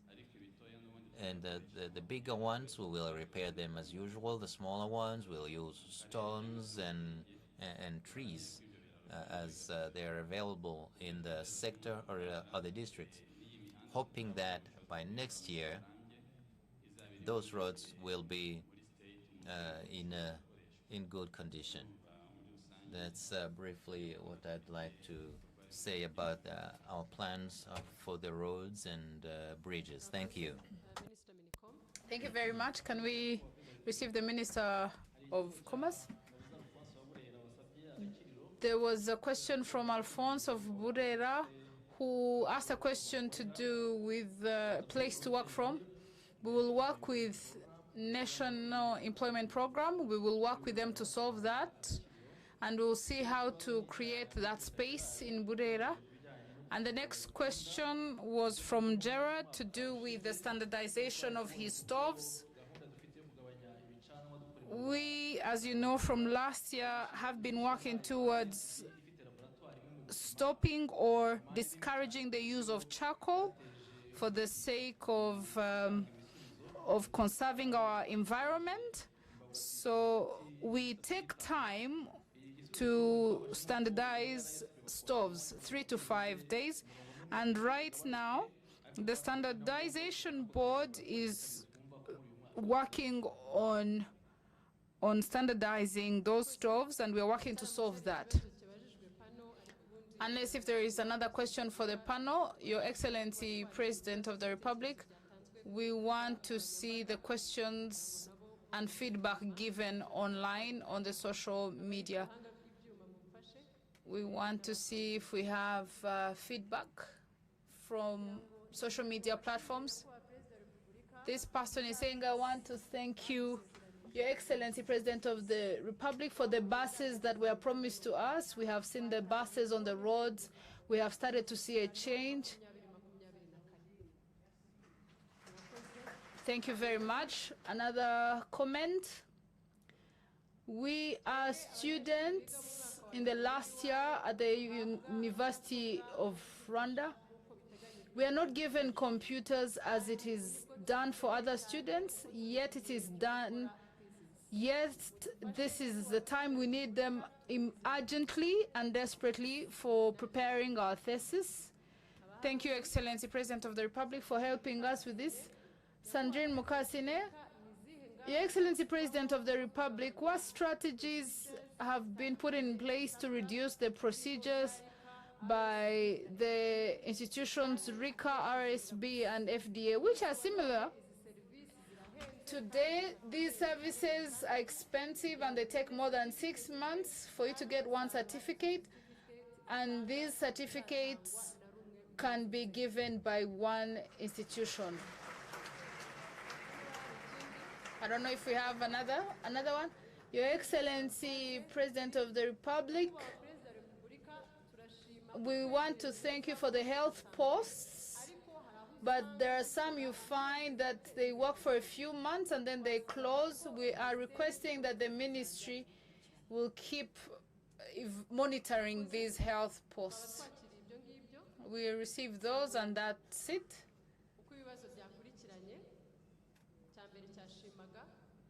The first feedback, the first comment was thanking His Excellency, and then if we can have the second. It was to do with the UR students. Minister of Education, if you can say something about it. Thank you, Your Excellency, President of the Republic. This is a question from the students of the University of Rwanda last year. This program of assisting the students, giving them laptops, we started it recently. It was intended to get us to get funding so that we could get computers and then give them to students. But it would be part of the loan, student loan that they have. But after a short time, we realized there are some students, as His Excellency, as the Right Honorable Prime Minister said, some students will take the computers and then sell them and then take the money and use it for other things. So we found that these computers are not there anymore, yet they were meant to be used for their studies. So we stopped giving these computers and decided to find a way to go back to this.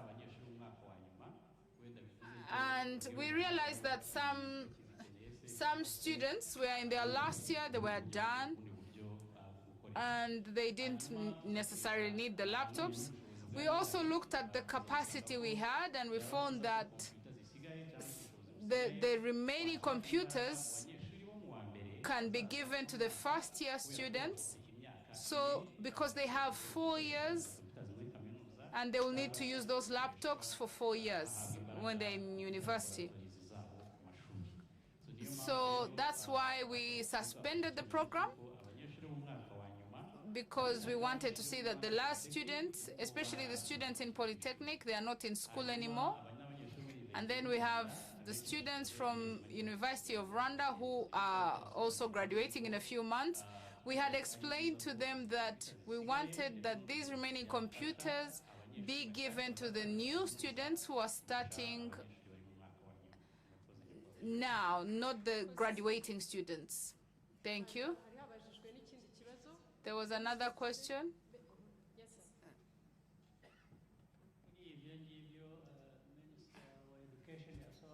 What the Minister of Education was explaining to do with computers, there is no reason as to why students shouldn't be held accountable. And he shouldn't be apologetic in taking measures that weed out such practices, because the government is paying for these funds, the government is paying for these laptops which will be misused. So they need to come up with a strategy to completely stop the malpractices of misusing their laptops.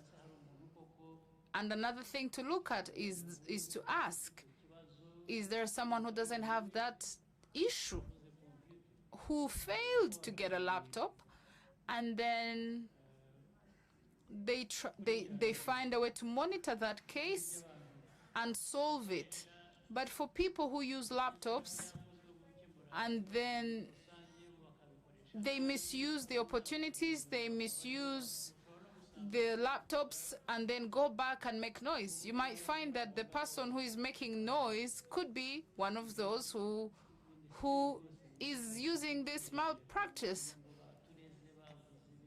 so that they communicate that they are reporting the ministers in the Umushyikirano Council.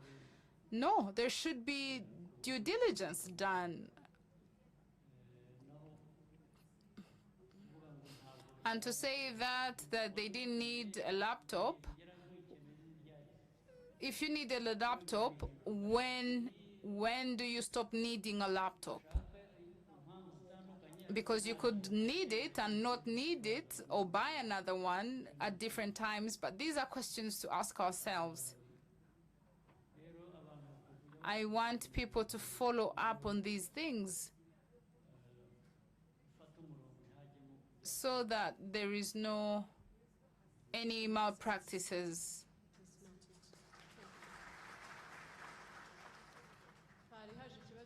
There was a question to do with procedures on RICA, RSB, and FDA, the Minister of Minicom. Thank you, Your Excellency, President of the Republic. The duplication between those three institutions in Minicom, it's the Right Honorable Prime Minister who gave us instructions on that. We want to reduce on the similarity of duties between those three institutions, because we have seen that there is duplication and we are working on cutting the duplication. Minister here and all the others here, I was going to respond to that, but I wanted to wait for his input. All the things that you're saying, there is no one who can explain to me why it takes this long before being solved. There's nothing complicated about this that allows this time it has taken. You noted that it was not necessary to keep having the duplication, but you kept quiet for months and years. And even when you saw these issues, it shouldn't have taken long to solve this. Why? I want to know. The Minister of Minicom, I want you to justify it for me as to why it has taken this long. Why all this time? You had a meeting with the Prime Minister, and then you came from the meeting, and then, so what was being done? When you go to those meetings, what do you talk about? Thank you very much, Excellency, President of the Republic. When we saw that the people we give services in those institutions showed the challenges in the processes, we agreed that we have to sit, and all the ministers involved, including the RDB minister, I want you to justify why it takes all that time. You're repeating what, Your Excellency, there is no justification for the time it has taken. There's no justification. So from there, it's going to go to another institution, then to another institution. It doesn't solve or answer the question we're asking. Why do you take time? Why does it take long? Why does it take long to get these documents? Why does it take long to solve these problems? What are you exactly doing? Because that's not the Rwanda we want.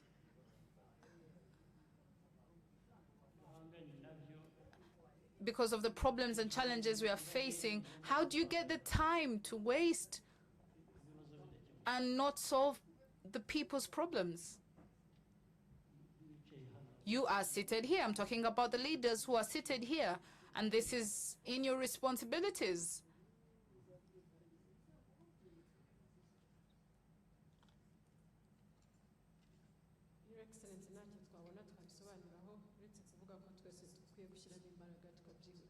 Your Excellency, we have no justification, but we are going to employ more efforts to solve that.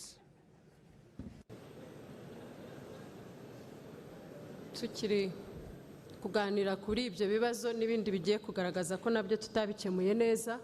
Minisante hari Let's ask the Minister of Health to do the question to do with the health posts, where the health posts do not operate or operate for a short time. Can we answer that? Thank you, Your Excellency, President of the Republic. The health posts, we have 1,200 health posts. 9% don't operate according to the standards we have in place. And we found that they were managed by different entrepreneurs, and we had to put in place new instructions to do with the operations and management of those health posts. And we agreed that in partnership with the local governance in those areas, we will improve the operations of those health posts. Thank you very much.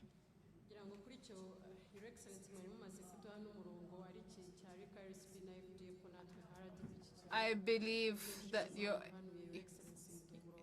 Excellency, you advised us on this, and you advised also you advised us also on the one-stop center, the issue that we had at the RDB, and we'll put in efforts and time. The next question, which was the last, the others were to give thanks, unless if there is a question that the panelists didn't respond.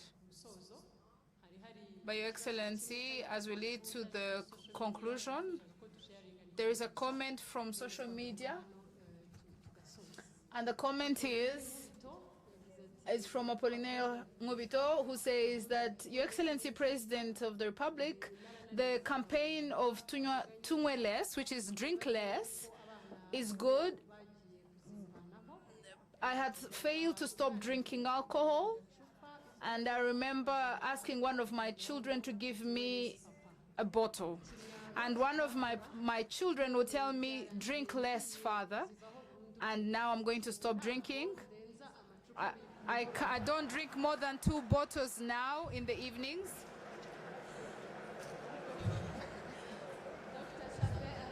So Dr. Sabin will tell us if 2 bottles are approved, if one is going to drink, or if we are increasing the water in the alcohol drinks.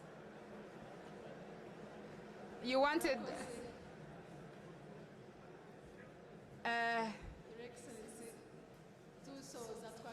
Your Excellency, as we close, we'll come back to the panel. There is some... But let's change the speech.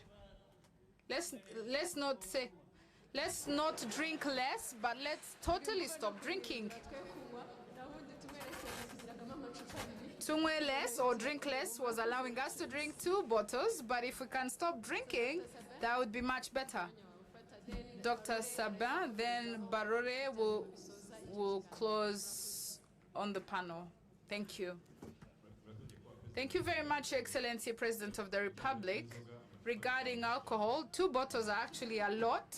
2 bottles are a lot, because 1 bottle, for the liver to process the alcohol, it takes at least 16 hours to get the alcohol in 1 bottle. So if this person is drinking at least 2 bottles of alcohol every night, they'll always have alcohol in their body. So people need to understand that the better option is absolutely not drinking, instead of drinking less. If we can drink water instead of alcohol, that would be better. And then the others will be reducing alcohol towards completely not drinking. Regarding to do with the students in Poland, we'll work on it and following the instructions you gave. And we want to tell students studying medicine in different countries in the world, We want to let them know that we need them here in Rwanda. And if they want to have internships, they can even do internships here in Rwanda so that they will be exposed to the context here as well. Thank you, Excellency, President of the Republic. Thank you very much, Nelly. I think there was one request given by Florence to do with the facilitation of fertilizers.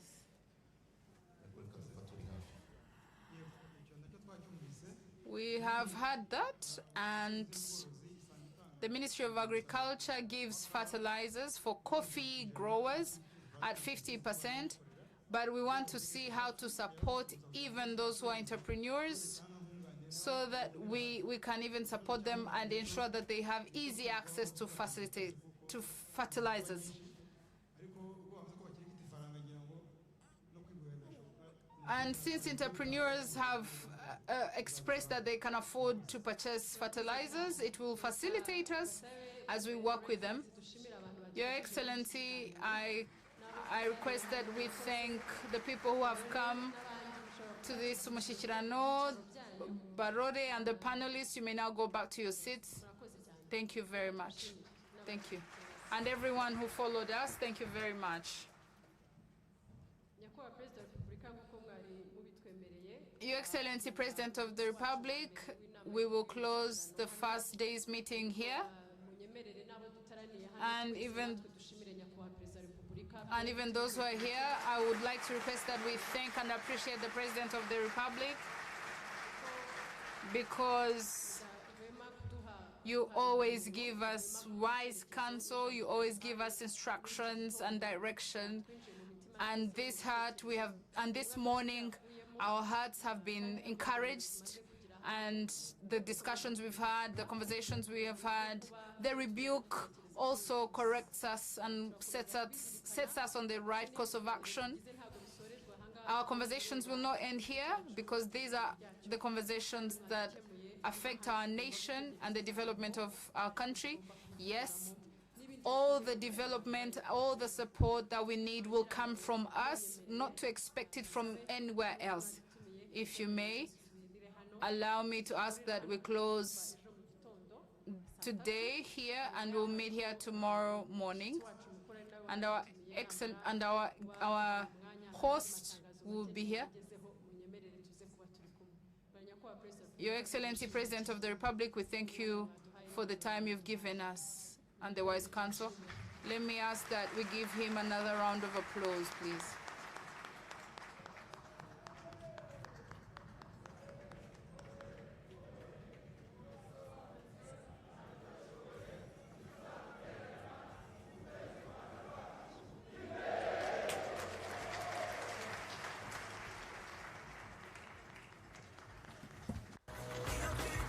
kuba dusigaranye muri iki cyumba, itangazo ryihutirwa, dufite amafunguro tugiye gusangira. Those who are here, I want to tell you that we have lunch. Those with blue badges will use this door. Those in yellow badges will use the other doors at the top. And the protocol will show us where we will eat. We'll meet here tomorrow morning at 9 a.m.